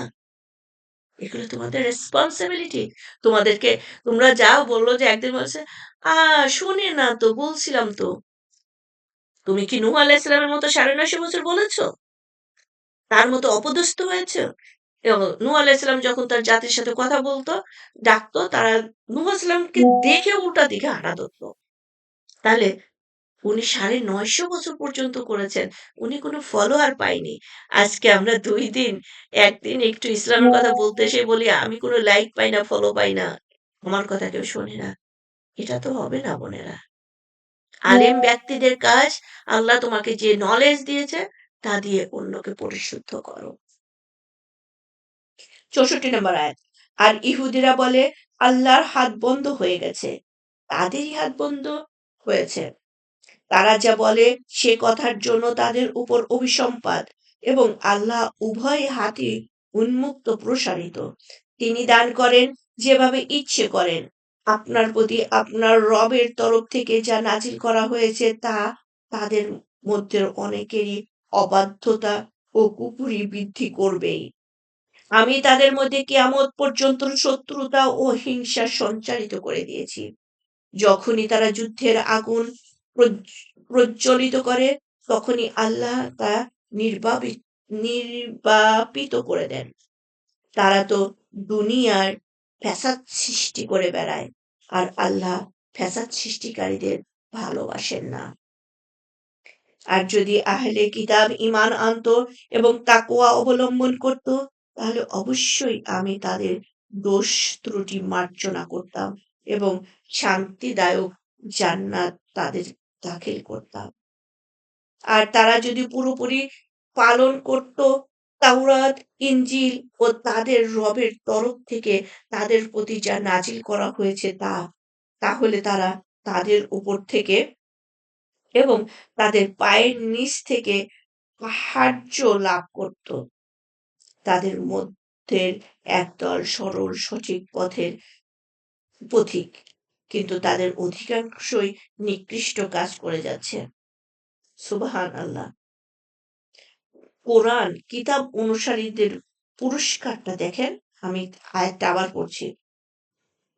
তারা যদি পুরোপুরি পালন করত তাওরাত, ইনজিল ও তাদের রবের তরফ থেকে তাদের প্রতি যা নাজিল করা হয়েছে, মানে আমাদের উপরে কোরআন এসছে, মানে কিতাবধারীরা যারা যে কিতাব পেয়েছে তা যদি তারা ফলো করত, তাহলে তারা তাদের উপর থেকে, তাদের পায়ের নিচ থেকে আহার্য লাভ করত। সুবহানাল্লাহ।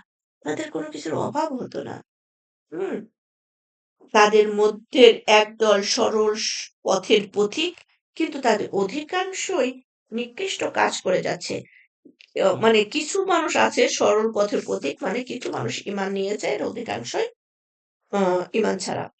১০ নম্বর রুকু সূরা মায়দা। হে রাসূল, আপনি পৌঁছে দিন যে আপনার প্রতি আপনার রবের তরফ থেকে নাজিল করা হয়েছে তা। আর যদি তা না করেন, তবে তো তার পয়গাম পৌঁছালেন না। আল্লাহ আপনাকে মানুষের থেকে রক্ষা করবেন। নিশ্চয়ই আল্লাহ কাফের কওমকে হেদায়েত দান করেন না। আপনি বলে দিন, হে আহলে কিতাব, তোমরা কোনো কিছুর উপরই প্রতিষ্ঠিত নও, যতক্ষণ পর্যন্ত না পুরোপুরি পালন করবে তাওরাত, ইনজিল ও তোমাদের প্রতি তোমাদের রবের তরফ থেকে যা নাজিল করা হয়েছে তা। আপনার প্রতি আপনার রবের তরফ থেকে যে নাজিল করা হয়েছে তা তাদের অনেকের অবাধ্যতা ও কুফরি বৃদ্ধি করবেই। সুতরাং আপনি এ কাফের কওমের জন্য দুঃখ করবেন না। নিশ্চয়ই যারা মুমিন, যারা ইহুদি, সাবেরি বা নাসারা, তাদের মধ্যে যারা ঈমান এনেছে আল্লাহর প্রতি, আখিরাতের প্রতি এবং নেক কাজ করেছে, তাদের কোনো ভয় নেই এবং তারা দুঃখিত হবে না। আমি তো অঙ্গীকার নিয়েছিলাম বনী ইসরায়েলের কাছ থেকে এবং তাদের কাছে অনেক রাসূল প্রেরণ করেছিলাম। যখনই তাদের কাছে কোনো রাসূল এমন কিছু নিয়ে আসতো তা তাদের মনোপুত নয়, তখনই তারা কতককে মিথ্যাবাদী বলতো এবং কতককে হত্যা করত। আর তারা ধারণা করেছিল যে তাদের কোনো অনিষ্ট হবে না। ফলে তারা আরো অন্ধ ও বধির হয়ে গেল। তারপর আল্লাহ তাদের তওবা কবুল করলেন। এরপরও তাদের অনেকে অন্ধ ও বধির হয়ে রইল। তারা যা করে আল্লাহ তার সম্যক দ্রষ্টা। অন্ধ কারা? যারা তাদের কিতাব পড়ে নাই, কিতাব থেকে নলেজ নেয় নাই, যে মুখ কিতাবের কথা বলে নাই। আমরা অলরেডি এ বিষয়গুলো নিয়ে জেনেছি এবং একটু আলোচনা করেছি। ৭২ নম্বর আয়াত।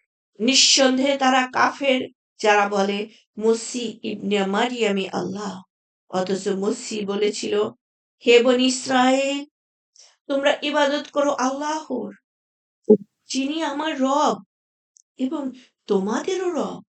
নিশ্চয়ই যে কেউ আল্লাহর শরীক সাব্যস্ত করে, আল্লাহ তার জন্য জান্নাত হারাম করে দেন এবং তার আবাসস্থল হয় জাহান্নাম।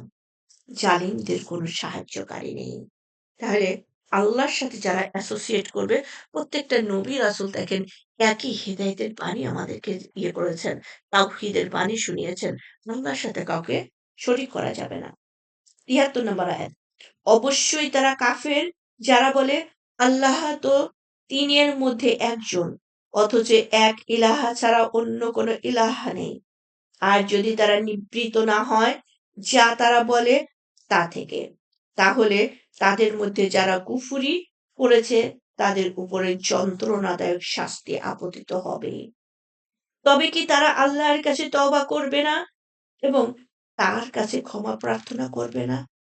আল্লাহ তো পরম ক্ষমাশীল, পরম দয়ালু। মসিহ ইবনে মারিয়াম একজন রাসূল ছাড়া আর কিছু নয়। তার পূর্বে অনেক রাসূল গত হয়েছে এবং তার মা একজন সত্যনিষ্ঠ মহিলা ছিল। তারা উভয়ে খাদ্য ভক্ষণ করত।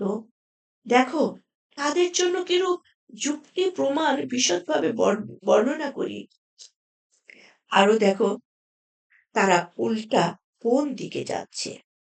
বলুন, তোমরা কি আল্লাহ ছাড়া এমন কিছুর ইবাদত করো যার কোনো ক্ষমতা নেই তোমাদের অপকার বা উপকার করার? আল্লাহ সব শুনেন, সব জানেন।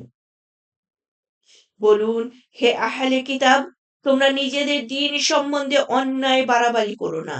আর যে সম্প্রদায় পূর্বে পথভ্রষ্ট হয়েছে এবং অনেককে পথভ্রষ্ট করেছে এবং সরল পথ থেকে বিচ্যুত হয়েছে, তাদের খেয়াল খুশির অনুসরণ করো না।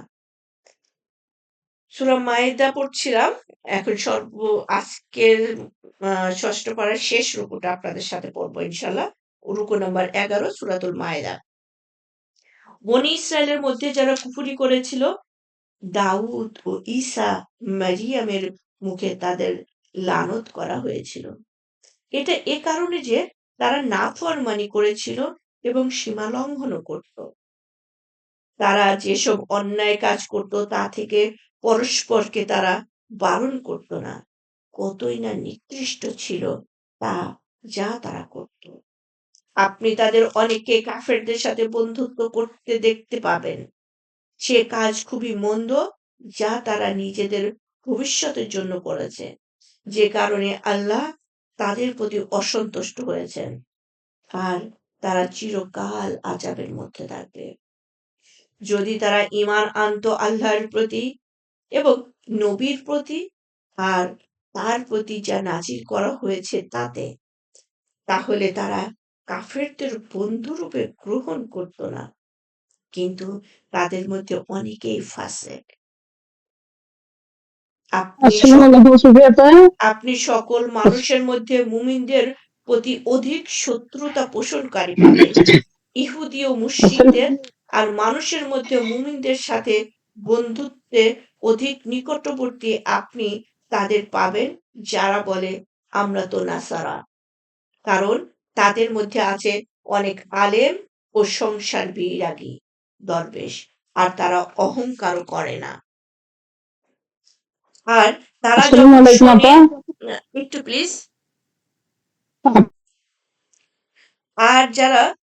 আর তারা যখন শোনে রাসূলের প্রতি যা নাজিল করা হয়েছে তা, তখন আপনি তাদের চোখ অশ্রু বিগলিত দেখতে পাবেন। কারণ তারা প্রত্যেকে চিনে নিয়েছে। তারা বলে, হে আমাদের রব, আমরা ঈমান এনেছি, সুতরাং আপনি আমাদের সত্যকে স্বীকারকারীদের তালিকাভুক্ত করে নিন। আর আমাদের কি ওজর থাকতে পারে যে আমরা ঈমান আনবো না আল্লাহর প্রতি এবং সে সত্যর প্রতি যা আমাদের কাছে এসেছে, অথচ আমরা আশা করি যে আল্লাহ আমাদের রব নেককার লোকদের সাথে আমাদের শামিল করবেন। ফলে তাদের এই উক্তির জন্য আল্লাহ তাদের পুরস্কার দিবেন, জান্নাত যার তলদেশে নহর প্রবাহিত হয়। তারা সেখানে চিরকাল থাকবে। এটাই নেককারদের প্রতিদান। আর যারা কুফরি করেছে এবং আমাদের আয়াতসমূহকে অস্বীকার করেছে, তারাই দোজখবাসী। আল্লাহুম্মা আজিরনি মিনান নার, আল্লাহুম্মা আজিরনি মিনান নার, আল্লাহুম্মা আজিরনি মিনান নার। তো এই পর্যন্তই। সরি, আমার ইয়েটা হয়ে গেছে। সুবহানাকা আল্লাহুম্মা বিহামদিকা আশহাদু আল্লা ইলাহা ইল্লা আনতা আস্তাগফিরুকা ওয়া আতুবু ইলাইক। আল্লাহ যেন আমাদের সময়টাকে কবুল মঞ্জুর করে নেন। আল্লাহ, আমরা যা কিছু শুনলাম তা থেকে যেন আমরা আমাদের জীবনের সাথে আমরা যেন সেভাবে চলতে পারি। সেই দিক নির্দেশনায় যেন আমরা নিজেকে প্রতিষ্ঠিত করতে পারি। আমরা যেন নিজে শিখতে পারি, আরেকজনকে শেখাতে পারি। আল্লাহ যে দায়িত্ব আমাদেরকে দিয়েছেন সেটা যেন আমরা যথাযথভাবে পালন করতে পারি। আমরা যেন আল্লাহর হক আদায় করতে পারি। পিতা-মাতা, সন্তানাদি, পরিবার, আত্মীয়স্বজন, প্রতিবেশী সবার হক আদায় করতে পারি। আল্লাহ যাতে খুশি হন, যে কাজগুলো করলে আল্লাহ খুশি হন আমরা যেন তা করতে পারি। আর আল্লাহর কাছে চাই আমাদের যারা পিতা-মাতা, আত্মীয়স্বজন, শ্বশুর-শাশুড়ি, নানা-নানি, দাদা-দাদি যারা কবরে শায়িত আছেন, আল্লাহ আপনি তাদেরকে মাফ করে দিন। আপনি ছাড়া তাদেরকে মাফ করার কেউ নেই। আপনি মাফ করলে তারা আপনার বান্দা আল্লাহ। আর আপনি যদি মাফ না করেন, তাদের সেকেন্ড কোনো যাওয়ার জায়গা নাই। আপনি এক, আপনি ক্ষমাশীল। আল্লাহ, আপনি আমাদের বংশধারায় সেই সন্তান দান করুন। কিয়ামত পর্যন্ত আমার বংশধারা যাদের দ্বারা অটুট থাকবে, যাদেরকে দান করবেন, তাদেরকে আল্লাহ দিনদার, ঈমানদার, পরহেজগার, আলেম, হাফেজ হিসাবে দান করুন। আল্লাহ, আপনার কাছে শত সহস্র রূহ আছে।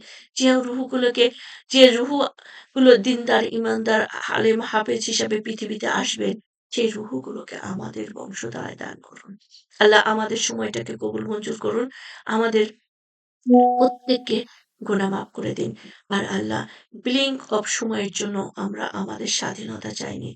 আপনি আমাদের বন্ধু, আপনি আমাদের অভিভাবক এবং আপনার অভিভাবকত্বের ছায়াতলে থাকতে, থাকতে আমরা যেন মৃত্যুবরণ করতে পারি। আমাদের ঈমানের উপরে আমাদেরকে মৃত্যু দান করুন। কালিমার উপরে আমাদেরকে মৃত্যু দান করুন। লা ইলাহা ইল্লাল্লাহু মুহাম্মাদুর রাসূলুল্লাহ। আশহাদু আল্লা ইলাহা ইল্লা আনতা আস্তাগফিরুকা। সো আসসালামু আলাইকুম ওয়া রাহমাতুল্লাহি ওয়া বারাকাতুহু। ইনশাআল্লাহ আমাদের আগামীকালকে ৭ম পারা থেকে পড়ব। আমার আ আজকে